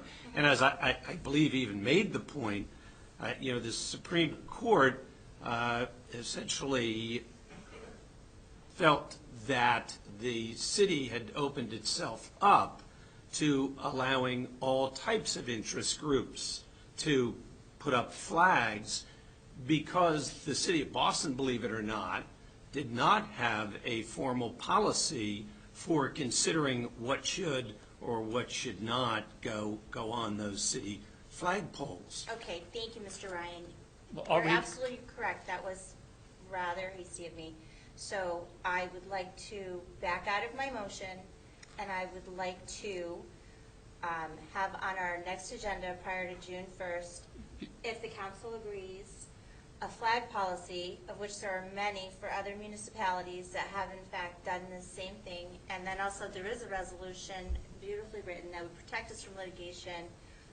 Many examples for municipalities in New Jersey, so we can do it correctly on the next agenda, which would still be before June. So I really appreciate your advice. Before we move on there, so we have a number of municipal flagpoles. Do we have an inventory of what's on those poles? Like at the, by the Dykster Park, isn't there like an Italian flag during Columbus Day? There's probably Little League flags up on different municipal flagpoles. There's a number of flags that we put up there. There's no reason why we can't do this. But these are municipal property. I believe that's theirs. Okay, so let's just strike that off the list. So we have other municipal properties where we have flags on it. I'm sorry, I thought I was talking. The problem is legitimate issues get hijacked by politics, and that's what this becomes. And it's not just this, it's so many other groups. And then it's a fight of you know. Would you please use your microphone? I said that unfortunately a lot of these kind of issues, legitimate issues, get hijacked by politics, and I think that's what Chris was saying, is that this becomes political when it shouldn't be. And this is the kind of stuff that divides us and divides our country and divides people, is that everyone now has to have their own little group that they belong to rather than being a Spartan or being American. So now we got to have our own little groups that we belong to. And I can't support any of that. I don't. Because I love everybody in this town. Well, not everybody. There's a lot of people I don't love. But, if I see somebody out in public in some random place and they're wearing a Sparta shirt, I don't care what color they are, what sexuality are, what God they pray to. But I don't want that to be on a highlight for our town either. That's not what brings us together. That's not what supports us. That's what divides us. That's why I don't agree to this. Not because I don't support any marginalized groups. I support them all. And I will be the first person to say if there is real problems and people are being attacked or people are being marginalized, let's deal with the problem. Let's not create all new problems by highlighting things that aren't issues. And if there are issues, let's deal with them. But this is the kind of stuff I just don't support. Josh, I do respect your opinion, but I don't see it as divisive. I don't. I didn't say it was divisive. No, I mean having an acceptance of LGBTQ. Where does it end? Who else are we? Like Chris said, by supporting one group, or do we have to do this for every group now? Well, I'm just worried we're sending the wrong message. I don't think that's sending the wrong message. I think just having this extensive conversation about it is surprising. But I do respect your opinions, but I really feel like we should have a flag policy, and we should look at where the flag can be, and I see other municipalities have done it. That's not why we should do it. We should do it because we claim to be stigma-free and all-inclusive.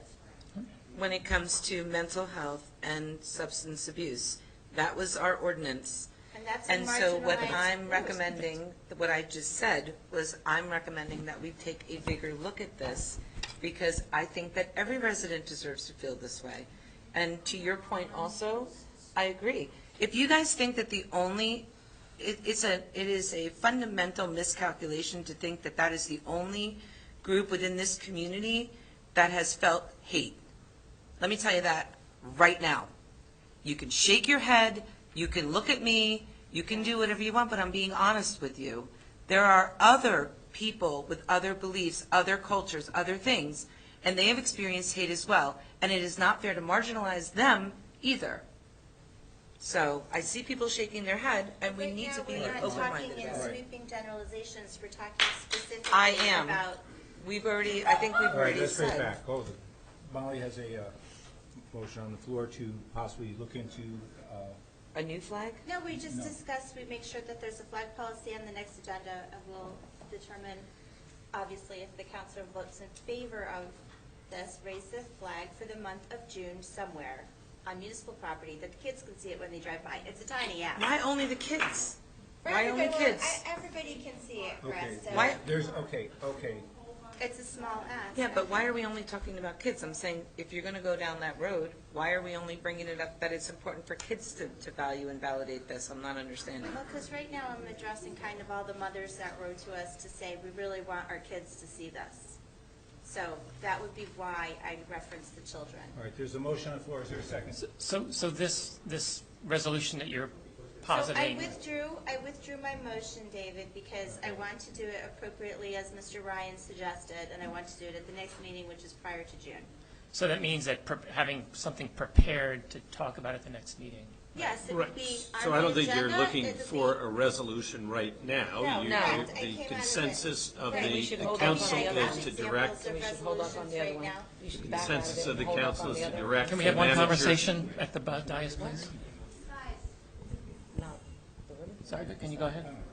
I'm just waiting for the mayor. Flag policy. All right. So Mayor Smith, from we what I'm need one hearing is that conversation the at the dais. consensus of the council is for the township manager and the township attorney to develop a motion, a resolution for Excuse consideration me. with regard to the flag. From Right, a and what parliamentary procedure, you had a motion, it was seconded, you We're took trying a to get vote. clarification on that motion. So the You took motion a vote. for. She withdrew her Sorry, motion. Mr. Murphy, It does- Mr. Murphy, you know parliamentary recognized, yeah. procedure, and you can't simply stand You up can't. and You and have to assume sit the down, mic. please. I thought there's That's up still to the open mayor. session, You but weren't I recognized. just We're need a having a clarification policy over which is going to supersede which. The motion was withdrawn. So the new motion on the table, I believe, is There's to not a try. motion No, on no, the no table, we're motion. just I having. think the consensus is we're going to have them look into a resolution somewhere. What will this resolution say? I don't know. Well, that's what Molly's been That's a talking about. mystery. So Dan, we do need a flag policy if we were to make this happen in June, because all of the municipalities that I did check out their flag resolutions for Pride Month, they do have flag policies. So Mr. Ryan That's a good was point. super on point telling us that we need that to happen.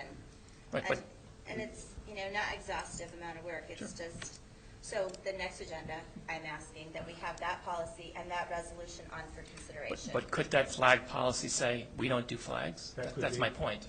So I think we want to say, you have to be careful what type of policy Well, that I you're have positing. examples of the policy that Okay. I can share. Okay. So, That's I why we mean, want the I don't professional want it to to do it. say no flags, obviously. Exactly. That's my why we want the point. professional to write it, Right. obviously. All right, well, we can take this into consideration, and we can, So right now, what we have, if you want to articulate, Dave, right now, we will light the building for 1 week during the week of the proclamation, and if they would like to put ribbons on the telephone poles or the light poles for that month, and then remove them at the end of the month, that's okay. That's where we're at right now. Due to the time, we're way over the hour, but it was an important subject. I'm going to close the open session right now and go to the manager's report, please. Did Mr. Murphy want to? Okay. All right, thank you, Mayor, thank you, Council, thank you, everybody, for attending this evening. I'm going to start off just to mention back, because it was brought up a couple of times in regards to the bias incidents that reported and that we are currently investigating. I think everybody here knows how serious we take that as a police department. It's coming from the Chief of Police right now. We aggressively pursue these.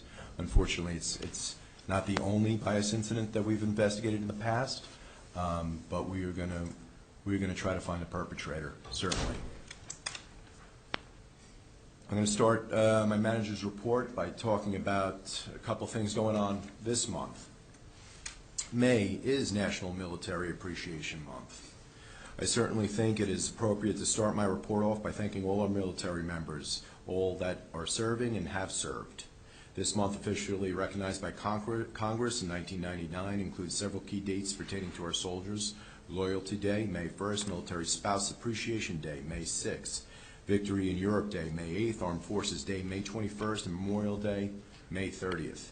Each year, the President makes a proclamation reminding Americans of the important role the U.S. Armed Forces have played in the history and protection of our country, and I appreciate them coming this evening. With that, I'd like to report the Memorial Day ceremony. Sparta VFW Post 7248 will be hosting the Memorial Day Parade at 10 a.m. on Monday, May 30th. On the traditional route from East Shore Trail, ending on Mohawk Avenue School, where the Memorial Day ceremony will take place at the Dykstra Pavilion. The VFW will then once again be hosting a barbecue lunch behind the VFW that all are welcome to. It's great to have this parade celebration back after 2 years of hiatus with the COVID pandemic.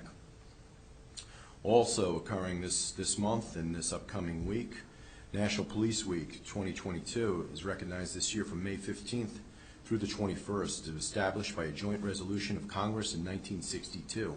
National Police Week pays special recognition to those law enforcement officers who have lost their lives in the line of duty for the safety and protection of others. In 2021, 617 line of duty deaths occurred this year, and in 2022, 102 deaths in the line of duty occurred thus far.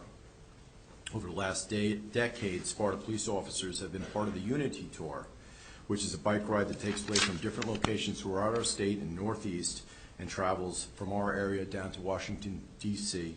to the Law Enforcement Memorial Wall.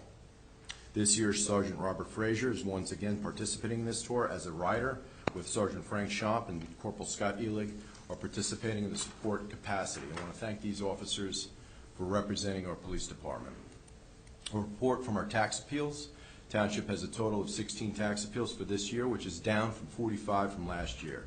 The appeals are scheduled to be heard on May 25th. An update from our Parks and Recs department. The Senior Volunteer Appreciation Dinner is tomorrow, Wednesday night. We have invited the senior ambassadors who volunteer here in our town hall by providing direction and answering the phone over in town hall here to our senior center. The Older American of the Year, which we just saw this evening, Pete Litchfield, will be honored once again at this dinner tomorrow night. The weather has been an ongoing challenge for our park staff. The late spring, early summer begins our special event season. Stay tuned. There are softball tournaments, movie nights, and a lot more to come. Concerts in the park as well. Looking forward to that. There have been a few incidents of rogue bears, unfortunately, in and around Station Park over this past week. We have asked people to carry out as much garbage as they can to prevent our parks employees from constantly cleaning up the garbage that have been gotten to. An update from our Public Works Department. Last week's Public Works installed Hometown Hero banners on Main Street, Sparta Avenue, Town Center Drive lampposts. We also recently received 26 additional Heroes banners that have been installed. This gives us a total of 180 banners recognizing our local military heroes. These banners will be up through the end of July. Last week, Public Works delivered 2,500 custom reusable bags to Town Hall at our library. As everybody is aware, the bag ban went into effect May 4th. These bags help promote and remind residents to be environmentally friendly. These bags have been divvied up amongst our township offices and can be picked up by our residents at these different locations throughout township. This Saturday, May 14th, Sparta Public Works will be running its annual paper shred event here at Town Hall out front in front of the police station from 9 a.m. to 12 p.m. or until the trucks fill up. Please see our Sparta website for more information on this event. With better weather, this week's Public Works is assisting our contractor, Decker Town Seamless Gutter, in replacing the leaky asphalt shingle roof on the old section of the Station Park Maintenance Garage. A new steel roof matching the addition will be installed, and the Station Park path that I reported on last meeting has been progressing as planned. Lamppost footings and wirings have been installed, adjacent tree stumps have been removed, and topsoil has been staged. Paving is scheduled for next week. Lampposts are scheduled to be delivered by the end of the month. Full completion is anticipated early to mid-June. Again, this was a collaborative project with our Board of Education. We're proud to partner with them on many different projects. A report from our police department. This past Saturday, April 30th, was recognized as National Drug Take-Back Day. The Coalition for Healthy and Safe Communities, in partnership with Sussex County Law Enforcement and the DEA, had promoted this nationwide effort. The National Prescription Take-Back Day, sponsored by the DEA, is a day to take part in the solution to reduce the misuse of prescription drugs and reduce the opiate abuse epidemic by safely and securing disposing of unwanted medicines at 11 different locations throughout our county, all our Sussex County Police Departments. The Sparta Police Department collected a total of 313 pounds of unused prescription drugs from this event. For your information, one out of 6 teens reported using a prescription drug to get high or change their mood. Unused drugs that remain in medicine cabinets and homes are highly susceptible to theft and misuse, while opiate prescription pain relievers can lead to heroin addiction. There's receptacles located right in our town hall, down at our police station, right in the lobby. That concludes my report, Mayor. Thank you. May I have a motion to accept the manager's report? I move that we accept the manager's report. May I have a second? Second. All in favor? Aye. Motion is carried. Deputy Mayor, would you please make a motion to accept expenditures? I make a motion, we accept expenditures in the amount of $395,625.16. May I have a second? I'll second. All in favor? Aye. Motion is carried. Kate, would you please read the introduction of Ordinance 22-04? An ordinance to exceed the municipal budget appropriation limits and to establish a cap limit. May I have a motion to introduce Ordinance 22-04? So moved. May I have a second? I'll second. May I have a roll call vote, please? Councilman Chiarella? Yes. Deputy Mayor Whitford? Yes. Councilman Lynch? Yes. Councilman Marson? Yes. Mayor Smith? Yes. We have no hearings of ordinances right now. I'm going to open it up to the public with any comments with any of the resolutions except for 9-1. And I'll explain that in a minute. We're going to take 9-1 out of public comment.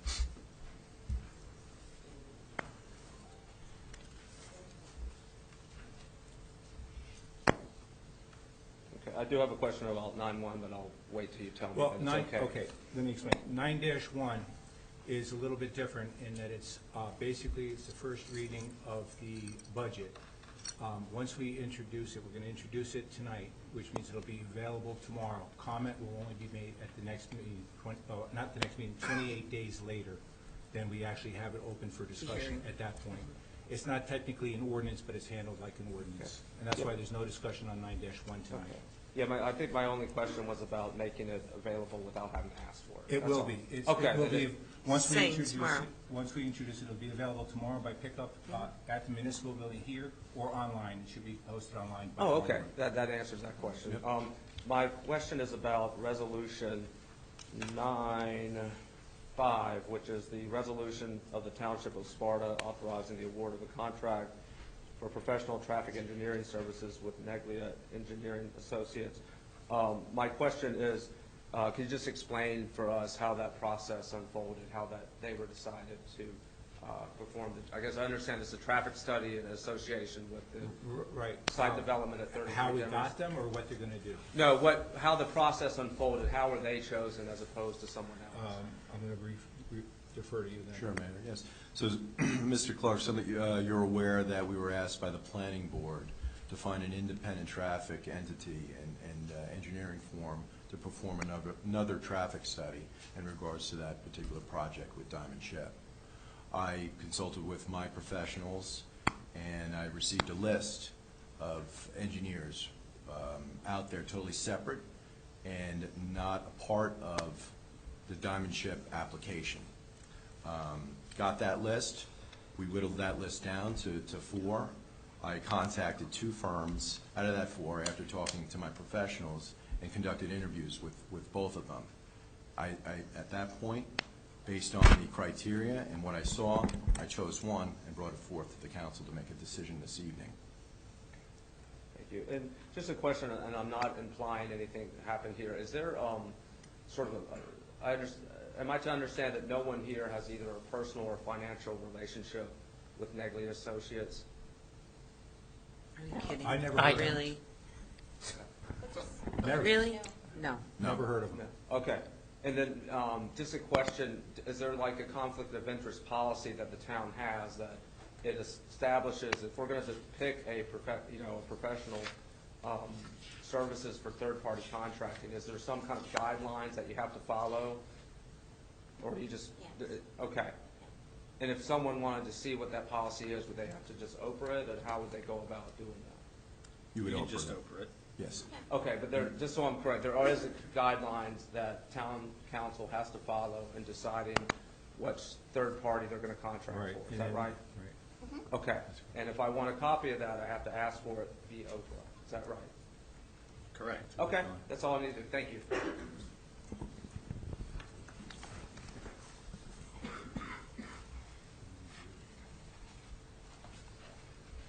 Hi, good evening. Dean Blumetti, 15 Waters Edge. I have questions on 2 of the resolutions tonight. First one is 9.6, which is the authorization of the engineer for services for the White Lake Athletic Fields project. First question is, can you describe or tell us what the White Lake athletic field project is? I'm not familiar with it. Do you want me to answer that? Sure. They're softball fields for girls softball. They're going to be multi-use fields, but right now that's what we're making sure that they have softball fields, because the turf field the turf field they currently use at Ungerman is in disrepair, and they won't be able to use it by next year. So we have to provide them fields. Okay. Is it a current field being converted? Is No, it just grass? It's the open area between the current White Lake fields and North Village. Is that dirt area where they just put a little parking in? It's going to be. We're looking at it in there. Right in there. It's existing township. It's existing township property, which is to Deputy Mayor's point. This was part of the existing plan out there. It's actually stage 3. Yeah. If I'm not mistaken, stage 3. I'm actually wondering, was former Councilman Devine part of the original White Lake plans? So the project has been in the works for some time. Okay. And thank you for that beautiful gem. Worked out well, I think. Yeah, it's working out good. Is there going to be turf fields or grass fields? Grass. Okay, excellent. I couldn't call myself a responsible resident if I didn't ask about the fees. So it looks like we're going to spend almost $100,000 just for the listed engineering services here, those 4 tasks, including almost $55,000 for preparation of contract documents and $29,000 for construction, inspection, and administration. As a layperson and a taxpayer, that seems extremely high. Can you comment on that? I'm going to ask our town engineer to comment on that. Okay. Yeah, what we did was we broke the project down into the incremental steps associated with putting the project out to bid. The project requires design drawings to be prepared, sealed engineering drawings. Obviously, they will be subject to review by the town, by the park department, what have you. But we need to design drainage improvements for the project, because we will be having a gravel access drive, gravel parking areas. So there's a regulatory piece that needs to be addressed as well. The documents, the design documents, the specifications get compiled with what we refer to as contract documents. There's a set of rules that the state of New Jersey establishes how you put a project out to bid. That's a political term. There's a bid process. There's a request for information. There's a submission process, a review and conformance of contract documents. We do that with the township attorney in conjunction with them to make sure that all of the requirements and all the forms that are required are in place. Then the project goes out to bid, goes out to construction. The contract documents will specify certain timelines, certain performance specifications. that need to be complied with. And as the work progresses, it gets inspected to confirm that it conforms with the contract documents. And then as the contractor makes requisitions for payment, the scope of work is reviewed against the request to ensure that they in fact did the work, and then we would make that recommendation in terms of payment. There are maintenance guarantees associated with certain items, maintenance bonds and whatnot, that are part of the contract closeout, so that gets put in place. So even though the project becomes built when it's substantially complete, there is a follow-up period, usually of 1 or 2 years, depending upon the nature of the items that are installed. So that's all included within that scope of work. Do we know, what is the percentage of that 100,000 do we expect the cost of the fields to be? Roughly. The pre-designed preliminary estimate for the project right now is $2.7 million. It has a 25% contingency in there because it hasn't been laid out, it's been conceptualized. We've also ensured to keep a 25% contingency because what we have found in the past 3 years with supply chain and other economic disruptions, the pricing scheme as we go out to bid is less predictable than it had been prior. So I'm hopeful that it will come down to close to the $2 million level. So it's approximately $100,000 on $2 million, which is relatively light from the typical contract ratio. But in this particular case, we're not dealing with process systems. We are bringing a water line in because we want to make sure that there's a fire hydrant. We want to make sure that there's water for irrigation purposes. We want to make sure that there's power supply being brought in. So there are some more complex elements, but by and large, it's more grading and specifications of materials. Okay. My next question is 9-8. That's the water connection fee payment agreement with Mohawk Restaurant Group. The way I understand this is that there's a building or a property owner that owes the township $147,000 for water connection fees, and that so I have questions about the arrangement. It says that there's an attached water connection fee payment agreement, but that wasn't included with the public agenda, so I don't know what the details are about the agreement. So my questions are, what is the interest rate that the town is charging this owner? And also, how long do the installments go out? And is this a common arrangement? It sounds like a loan. I can address that, Mayor. Okay. The township has an ordinance for water and wastewater. It defines not only our system, but how we relate to the customers. So when any customer, water or sewer, wants to connect to our system, there's a connection fee that's due to be paid to the township. The term we use is EDUs, equivalent dwelling units. It's a measure of volume, 250 gallons per EDU. And depending upon the nature, so a house, for example, a typical house is 1 EDU. Restaurants and businesses, the number of EDUs are calculated based on a table of values, a schedule of values that's in our ordinance. So we calculate the EDUs, we apply that number, we then take the current year's connection fee, which is prepared by the township's auditor, periodically updated. We take that number, we multiply it by the number of EDUs, that gives the total value. That's the 146 you see. This particular form of ordinance and this process is one that the township has been doing regularly for all its customers. If you have greater than 3 EDUs, our ordinance says if you're a business, if you're a user of more than 3 EDUs, you can pay for it over the course of 5 years, but you must sign a payment plan, and the way that the township authorizes their signature is by virtue of a resolution. So this is another one of our businesses out in North Village, who is now ready to connect. All of the other businesses did the exact same process.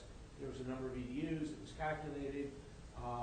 They requested not to have to pay it all up front, but pay it all 5 years. So the form of the agreement and the form of the resolution is virtually identical. It's just the numbers that change in the names. Did you say 5 years? Is that the 5 years? Yes. Installment period? Okay. For a 5-year payment plan. And is there interest that we charge? I don't believe so. Okay.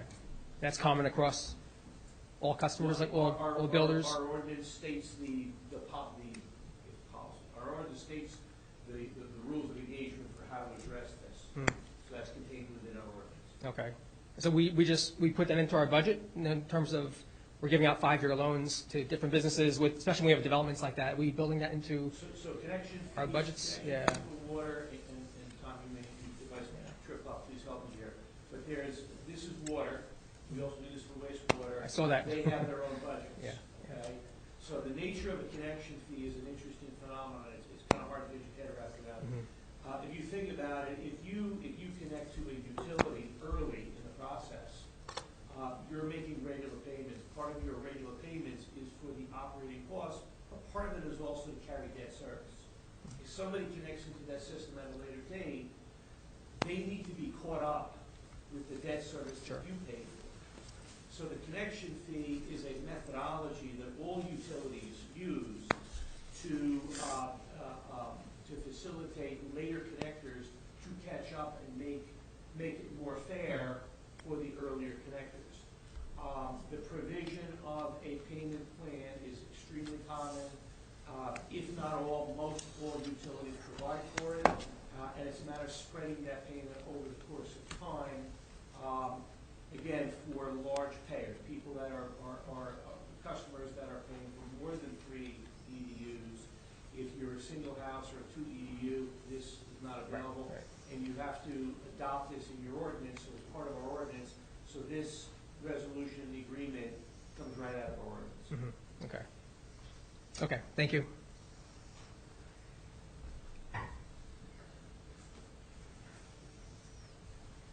Hi, Mike Devine again. 2 points.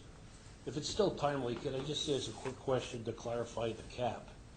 I kind of remember it as an allowance to spend a few small percentage above your budget for specific reasons, if that's roughly correct. My question is, does that have to be funded in the budget?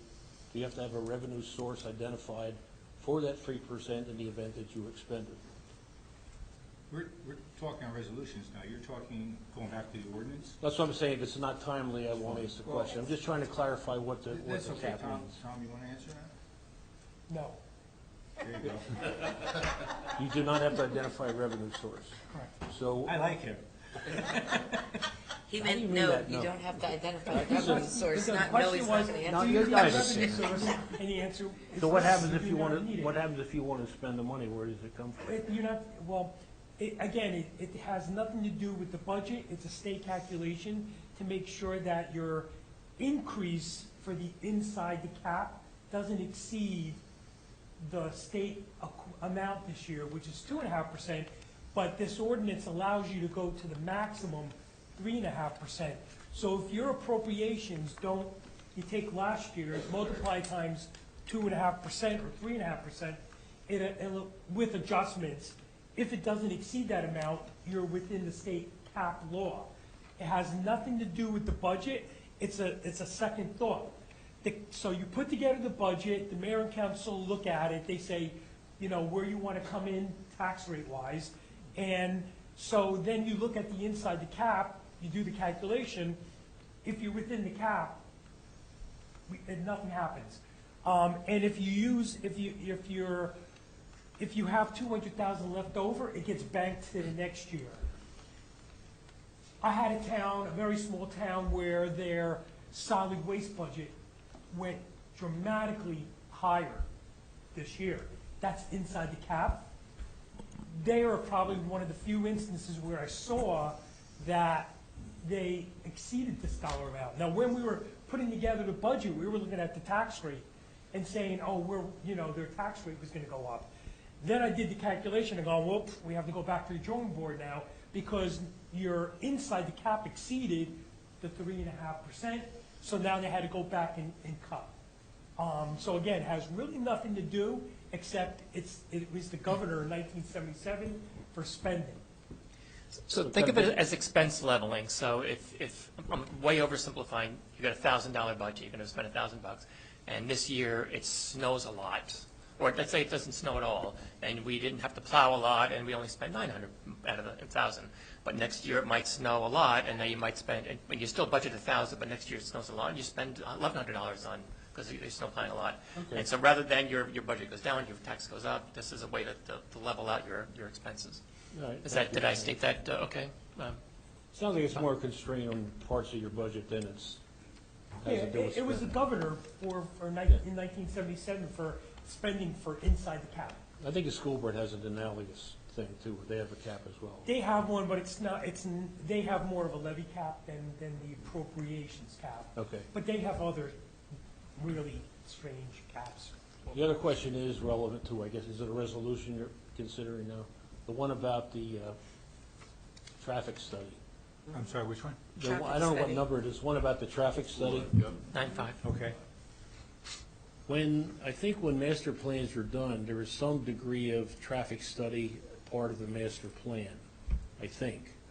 So my question is, when you did the master plan to the relevant section for the diamond ship, was there any traffic study done at that point in time? And was that taken into account when you subsequently updated to allow the height variance, et cetera? That's a planning board issue, because they don't do master plan. Yeah. Master plan is exclusively the jurisdiction of the planning board. Okay, The planning but board is also the one that will be using the engineer. They're the ones that traffic engineer. requested it. Okay, the ordinance change, though, is your responsibility, right? Was there an ordinance change that changed the height allowance? Yeah, we went from what, 35 to 58, I believe. Memory serves me. 55. Or Okay, there was, so, But those- they're 55. But they're at 48. Yeah. They so testified was there any 48. consideration at that point as to what type of developments that would allow and what the traffic impact would be from that? Or is that not part of your purview? Well, I don't think it could have been, because you don't know what kind of We business. didn't know it was coming. You know what was coming in. You could build something like that that uses it for some kind of mechanism, like the one that builds, the parts for aircrafts, for fighter Okay. jets. So I don't think there's any way that you could have quantified that. Yeah, the master plan, I think with, Mike, there's a circulation element, I think that's what. Maybe that's what it was. So within the master plan, there are several documents, Yeah. one of them being called the circulation element. That's where you look at flow patterns throughout the township. But when the planning board does that, they typically don't do that with the benefit of a traffic engineer. It's more of a planner's exercise than an engineer. Yeah, because you don't, as you said, John, you don't know We're what starting to use get is off going to point, be. though. That's not, You the can't be- resolution is strictly to authorize the engineer. So to get to my last question, my real question is, you're going to authorize this traffic study at the request of the planning board. There's also is or was, I think, a traffic study done by the developer, is that That's correct. correct? What happens if they're in conflict? Let's wait and see. Well, that's why the planning board asked for it. That's why they asked for it, and the people want to know. They don't agree with the developer's traffic study, so we're doing it independent, and let's see what it shows. Okay, so if, Well, I think your point is, because, you've done this before, traffic isn't an allowable reason to deny an application. Right. So, but it would give us, the planning board, the ability to go back and say, we see a problem here, we're going to ask that you make these fixes. Or put conditions in. Well, that's what I'm saying, you put Right. conditions in that would remedy anything that might come up in a traffic study. okay, so not to think of it in terms of a reason to deny, which it can't be. It could lead to ways to improve it and make conditions on the approval. That's correct. That would address That's where I identified traffic problems. Yes. All right, thank you. And we don't pay for that. The applicant pays for it. Yes. Correct. Good evening. I'm Barbara Gomes, 10 Links Court, Sparta. I wanted to thank the planning board and the council for having an independent traffic study done for us. We feel heard. I have a question about which roads could be included in that study, and what are the procedures to ask? Okay. That's the planning board. We're just allowing the hiring of the engineer.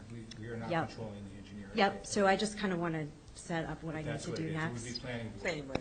Okay, The and I engineer just will want be to, working for the planning board. okay, and I just want to inform council that I did, as of yesterday, not knowing that you guys were passing this tonight, sent an email to our chief that from my neighborhood, so about 26 of my neighbors, asking for a certain intersection to be included in that traffic study.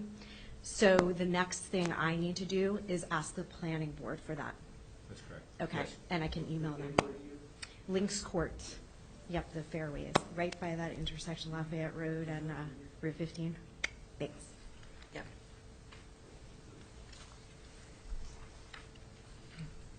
And I just want to reiterate, I'm sorry, also that, if anyone has questions, they're more than welcome to reach out to the zoning department. They're more than willing to reach out to us. We can answer what we can.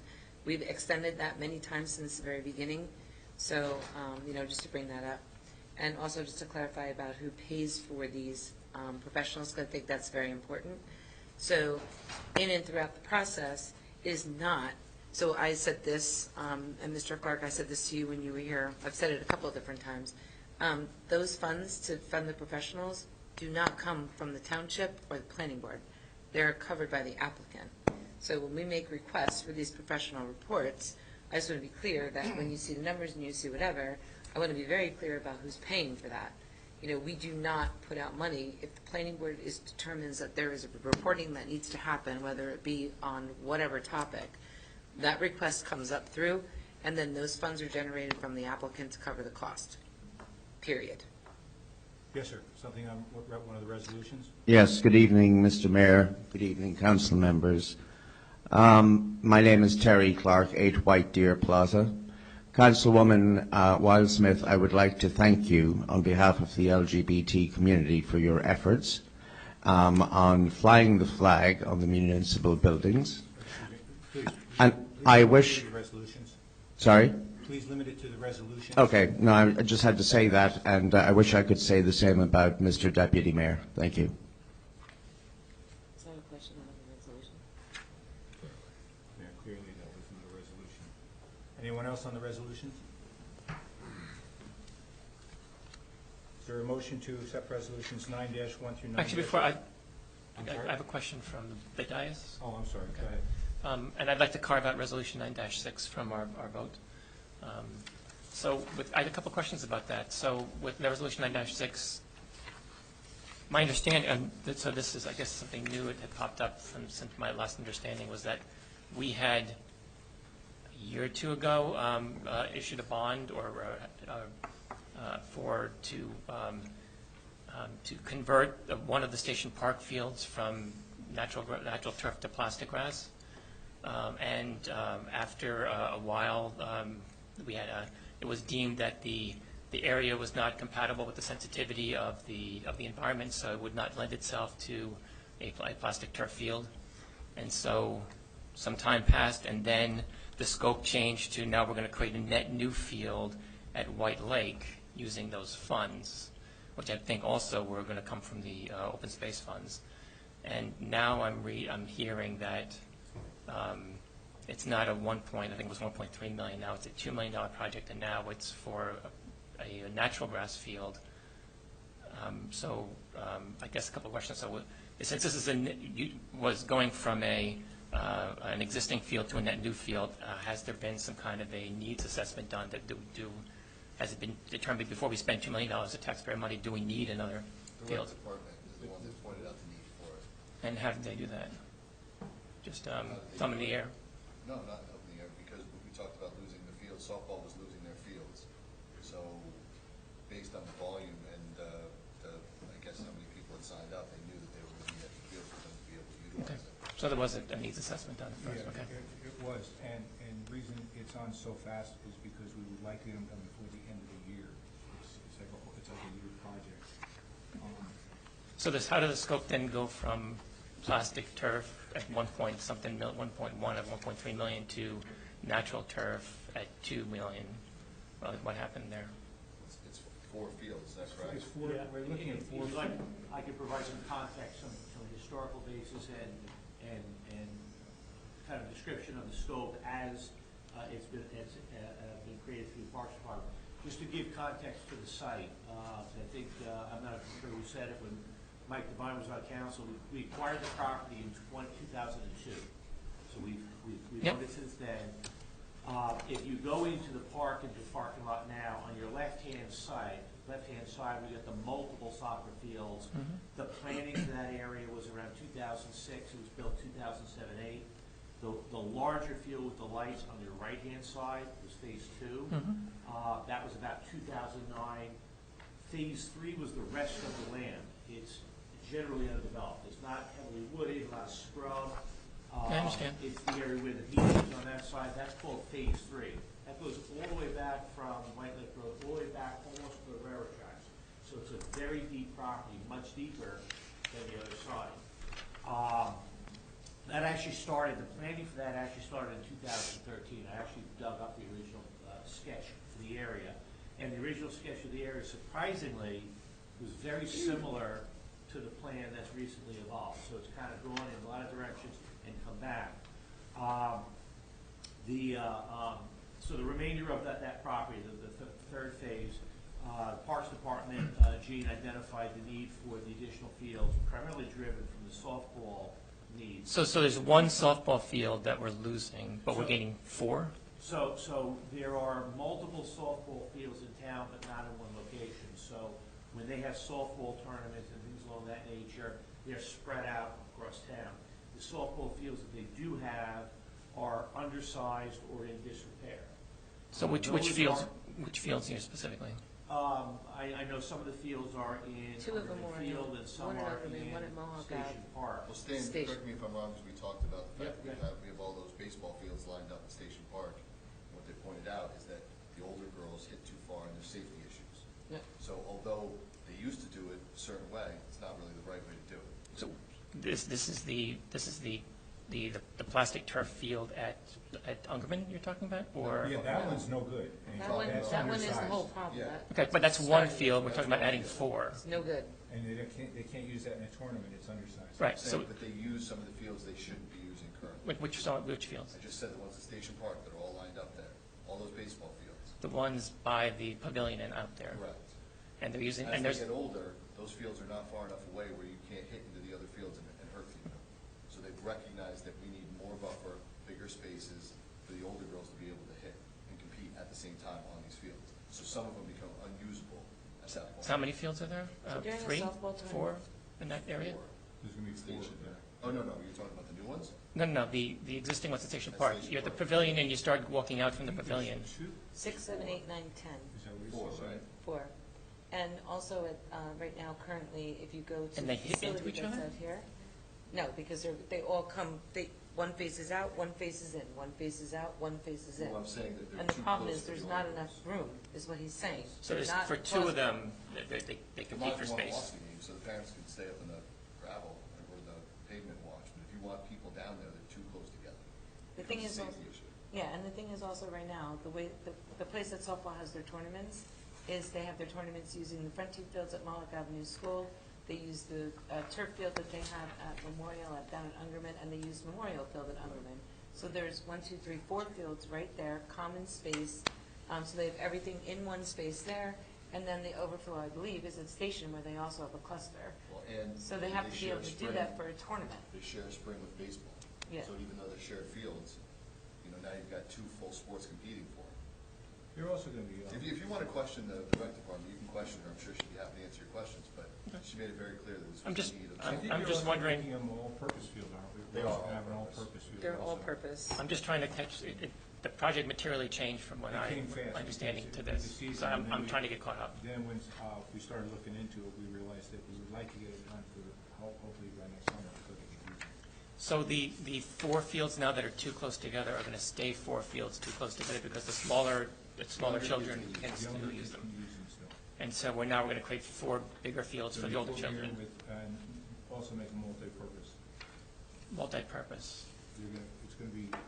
So 2 of the softball So it's fields not will be just softball. dedicated softball, but off-season, they could be practice areas, outfield, et cetera. The 2 other fields, the ones closer to the road up front, which is the project location that you're remembering, those are going to be multi-purpose fields, so rectangular fields. So you can play rectangular sports. You can play, lacrosse, field hockey, football, soccer, and softball as well in those front fields. Project's going to involve stormwater drainage, bringing water in, fire hydrant irrigation, provision for electricity, walking pathway, fencing for safety, both of the sport and barricades along the road, roadway barricades, things along that nature. Is the school enrollment going up or down, do we know?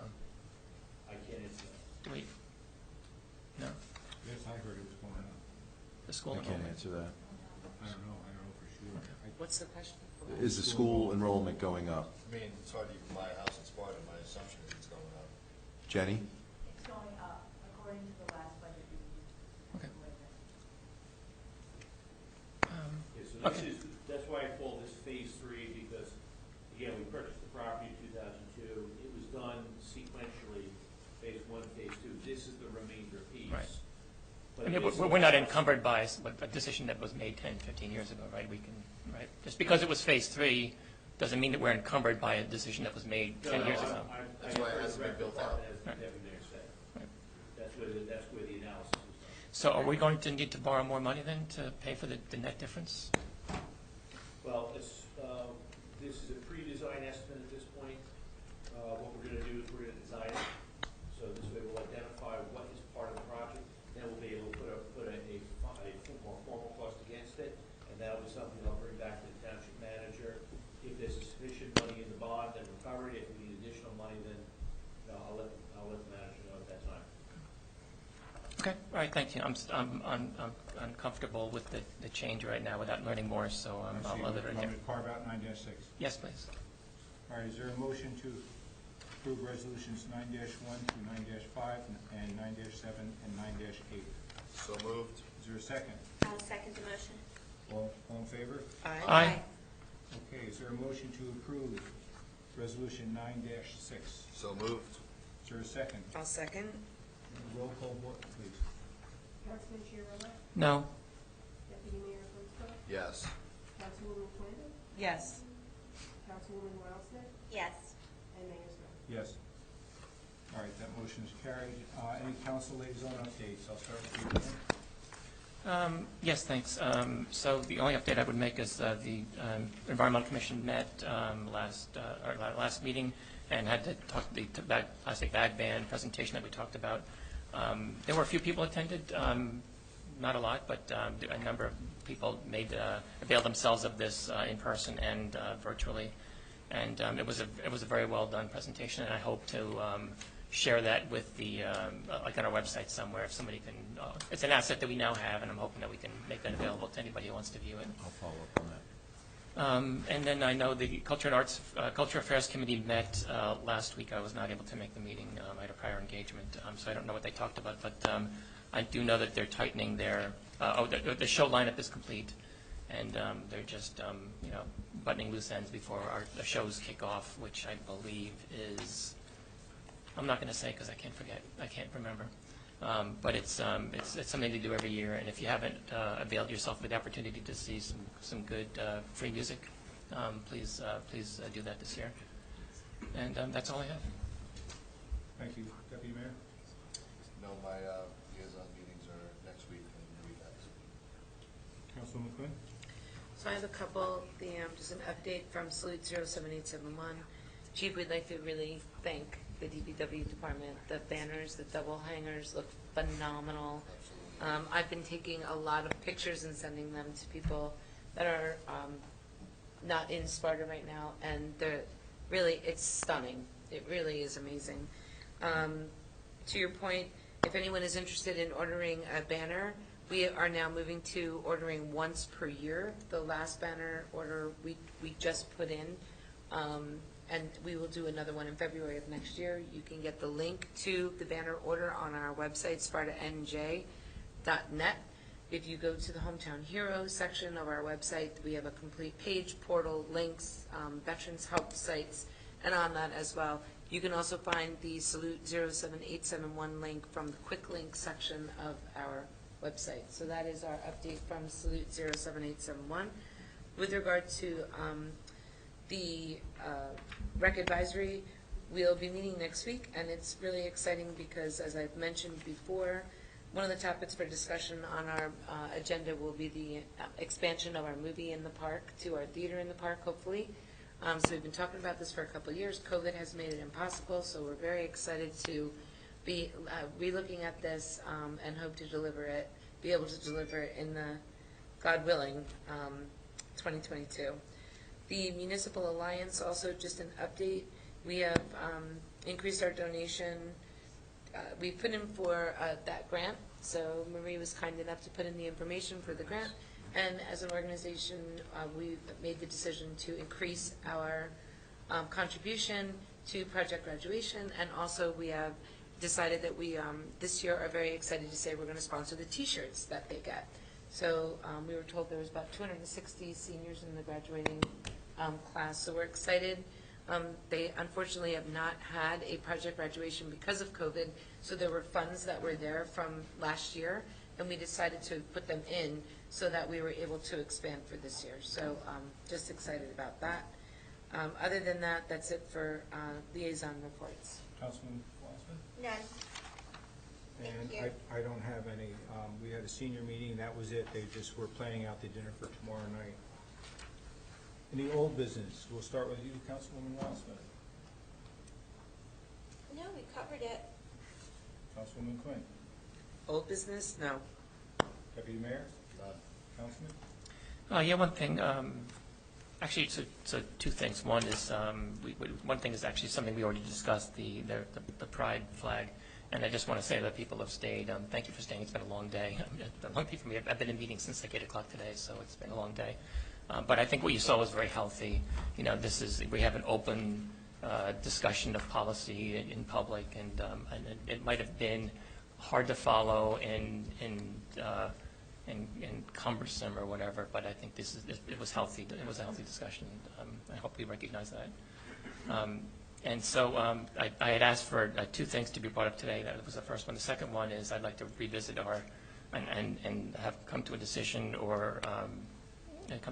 on whether we can make or making every council meeting from here on in or in the foreseeable future having a remote participation option at the councils. As somebody recognized earlier, it's not very hard to do. We've been doing it for years with Zoom. We can start small by just having a listen-in only. And we can grow from there. But I think at this day and age, it's something that the town has come to expect, and we should do that. So Dan, the last time you brought that up, you brought this up a number of times. The last time you brought it up, what we said was bring this up at the technology committee. Yeah, so, I don't feel the need to bring the technology. Well, we need technology because we don't have it in this room. So. Yeah, we do. We've been doing Zoom meetings for years in this room, so we know how to do the technology. So I'm just saying we need some technology. We have some on order. It's not here yet. We want to do it professionally. I think we need to have a conversation to make sure that we're ready to do that. Okay. And we need to also, Tom, we need to find out also where do we as a municipality stream that from? Certainly not Facebook, I'm sure. Okay. So I think there's some technological setup. I mean, Dan, you're in IT, you know that. We should do some cost analysis, and we should see what the participation is like in towns that do it, because I know in the county, it was audio, and that participation didn't even quantify the amount of money that was spent on that system and the personnel. Okay. And if you watch Washington, D.C., and you see the shows they all like to put on, I'd hate to see this be an opportunity for people to grandstand. Okay. Certainly not. So I just wanted to weigh in and say that I think we should be as transparent as possible, but I think that we should have a consistent policy where all of our meetings are done in a way that people don't have to wonder, am I doing a Zoom here? Am I going to go in person there? Am I going to have a hybrid here? So we should do the same for every meeting, I think. Right. Exactly. Whatever we decide to do, we should do the same for every meeting. Completely agree. So we have the technology. We've been employing it for years. It's on Zoom. We don't need any extra purchases. We've been doing it for years. It's on Zoom. So I don't agree that this has to go to technology committee or that we need any extra expenditures. We've been doing this. Councilman, if I can say one thing, we've had this discussion before. I just don't want to leave out, the fact of the extra work duties that have come along, not maybe with the smaller committees, but with the larger boards out there. There's really no way capable to take minutes and then operate whether it's a Zoom account with everything going on in that room. And I've had particular employees invest a lot of extra time, because of COVID over the years, but that does come back as an expense to the town. That is a fair point. It depends on what kind of capabilities you want. So if you're somebody who's going to monitor it and take questions and have people take the floor, absolutely, and then you need a monitor, and there's an expense, and I completely agree with that. And that's why I'm suggesting starting small, have a listen-in only.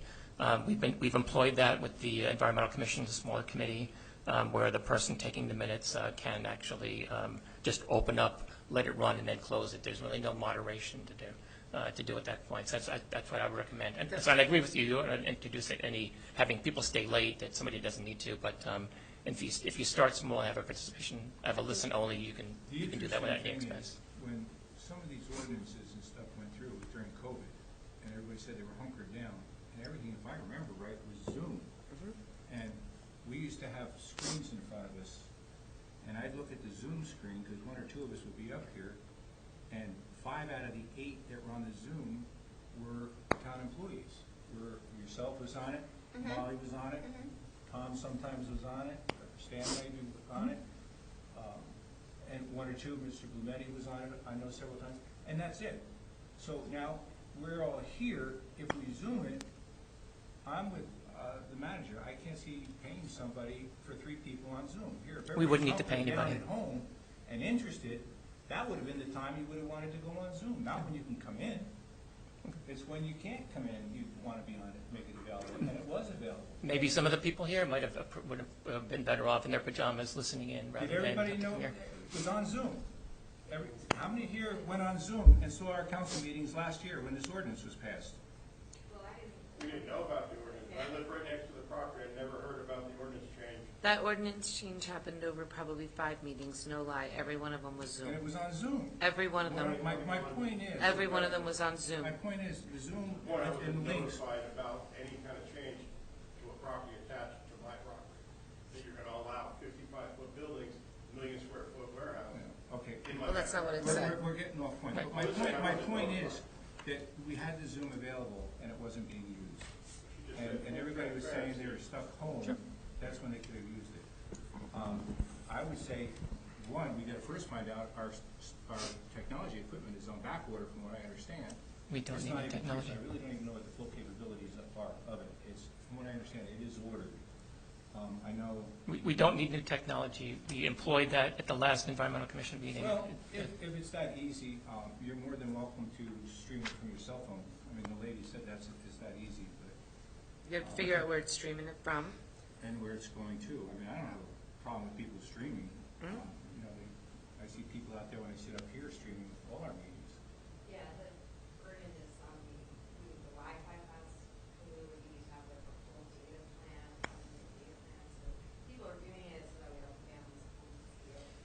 There's a big difference between, as you know, so sitting here like this for an hour, or me putting up my iPad and do it, and then trying to, and then having to pay somebody, because obviously the other problem is, at the planning board, you have hearings going on, so it's not just as easy as, the township taking the responsibility. We can't just put up a phone and stream it. There's a lot more that goes behind it legally and all that kind of stuff, so I think we just need to be mindful of that as well, and check our options. I think maybe once we get the equipment in, maybe we'll find out what we can do. Maybe it is something very easy to do. Streaming is a lot easier than moderation. I also think that before we were to take action on it, this is like my mantra, right?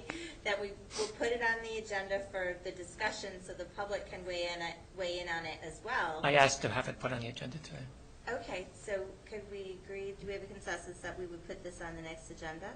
I'd like to wait until the equipment comes in to see what the availability is and what the ease and use of it is. Why don't we get some information too on other towns that do it? Yeah, get some information and have a discussion at But the next we're meeting. one of the towns that do it. We've done it. Technology committee. The last time he brought Okay, so he said he's not having a technology meeting, so. Well, that's where it I don't think belongs. this has to go to the technology committee. To get a state, so we're just going to hodgepodge, so. No, it's not hodgepodge. No, we You're were going off saying and you're. We want to have a discussion. There's equipment that's coming in, whether we need it or not. I mean, I know we need it so that people can hear us in the audience in terms of the audible Exactly. here. But in terms of streaming a meeting, we weigh in, let the public weigh in on whether they want us to stream a meeting, and then be consistent throughout all of our meetings, so it's not. I agree with that. It has to be consistent. Right. Whatever we do. But again, we did it. We did it 2 Thursdays ago. We had a participation only in this room with no extra personnel from the township. It worked fine. We don't need new technology. We had it because we did it. I was there and I saw it. So that, I think those How are many moot people were in your points. meeting? At the meeting? Yeah. Like participating. How many people? 2. It was not. 2? Yep. Okay. I would do it for 2 So people. you think- I what would you do it do, for sit 0 here with the people iPad to and say go that and we move offer it this so as everyone a can service listen. to our constituents. You also don't know like how many people are watching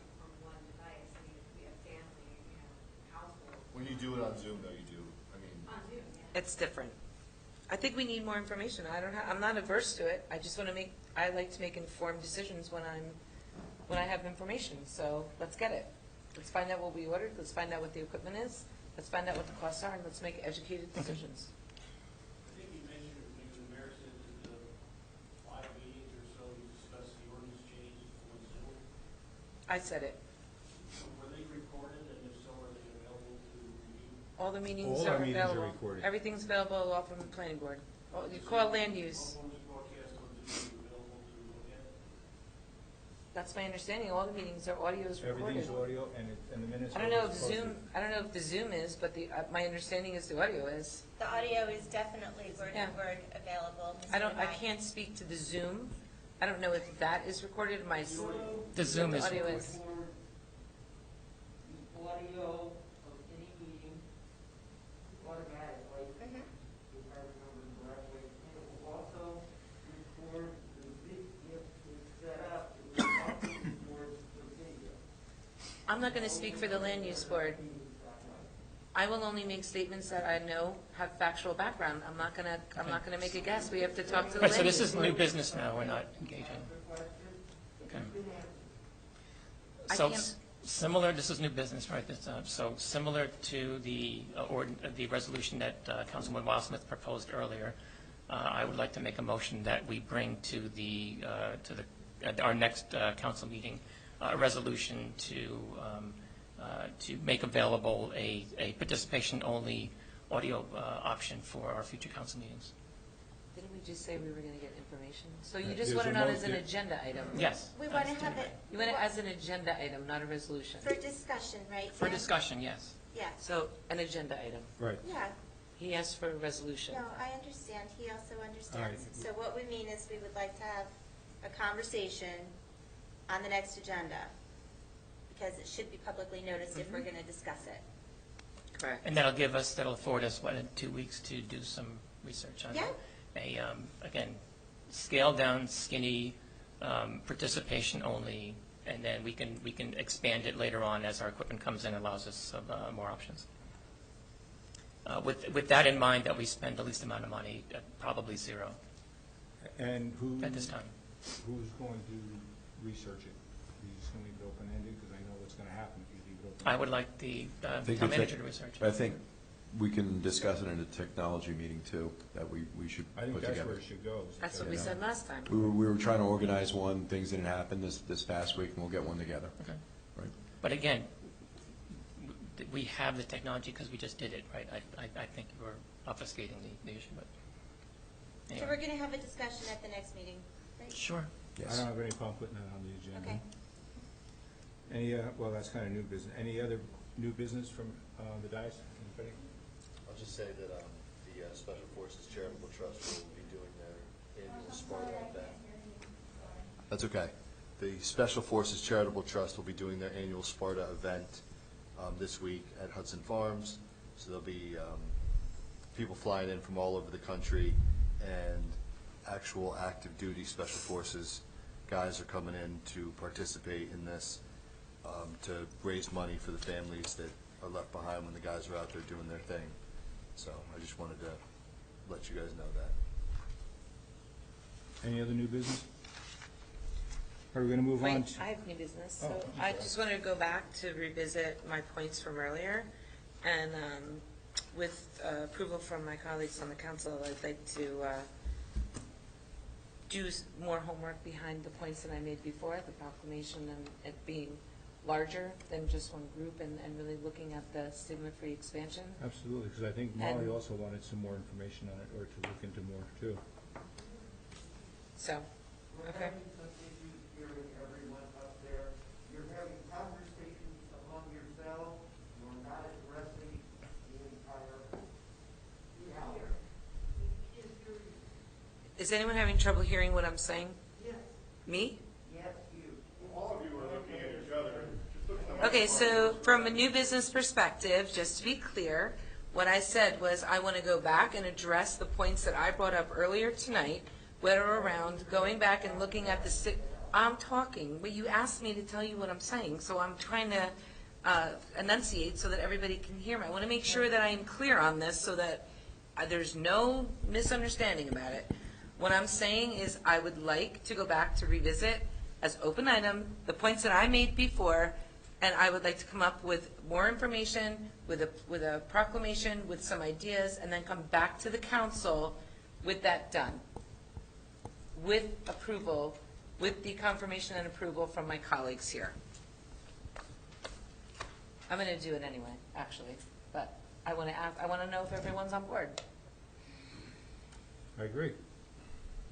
Anyone have an issue with me doing that? No. Not at all. Great. Thanks. That's the only new business I have. At this point, I'm going to open it back up to the public for anything that's not on the agenda. Hi, Jenny Derricks, Tap Into Sparta. Just one of the things that's been just mentioned recently about getting, you can Oprah the audio. You can Oprah it for sure, and you can get a CD, but you can't use it. I have to listen to it in my car. You have to upload a patch, and if you're lucky, it works. It takes about an hour, maybe a half hour if you're lucky.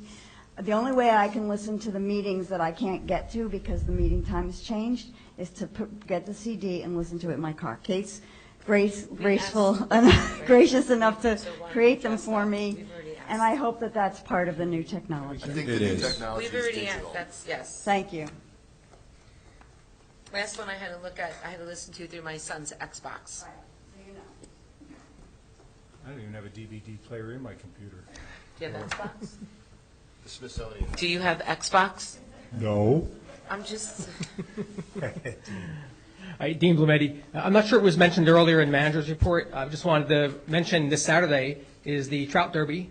I know we mentioned it in the last number of meetings, but this Saturday is the wonderful Trout Derby, and members from Trout Unlimited will be there to help out too. And I know a lot of us have been there over the years, and it's a great event. So I just wanted to 9 mention- to 12, isn't it, Dean? Yeah, 9 to 12 At Station Park. Yep, at the pond. So just wanted to bring it up again so everyone can hear it. it's such a great event. It's such a great event. Hopefully we have a beautiful day. Anything else from the public? Is there a motion to adjourn? So moved? Second? Second. All in favor? Aye. Aye.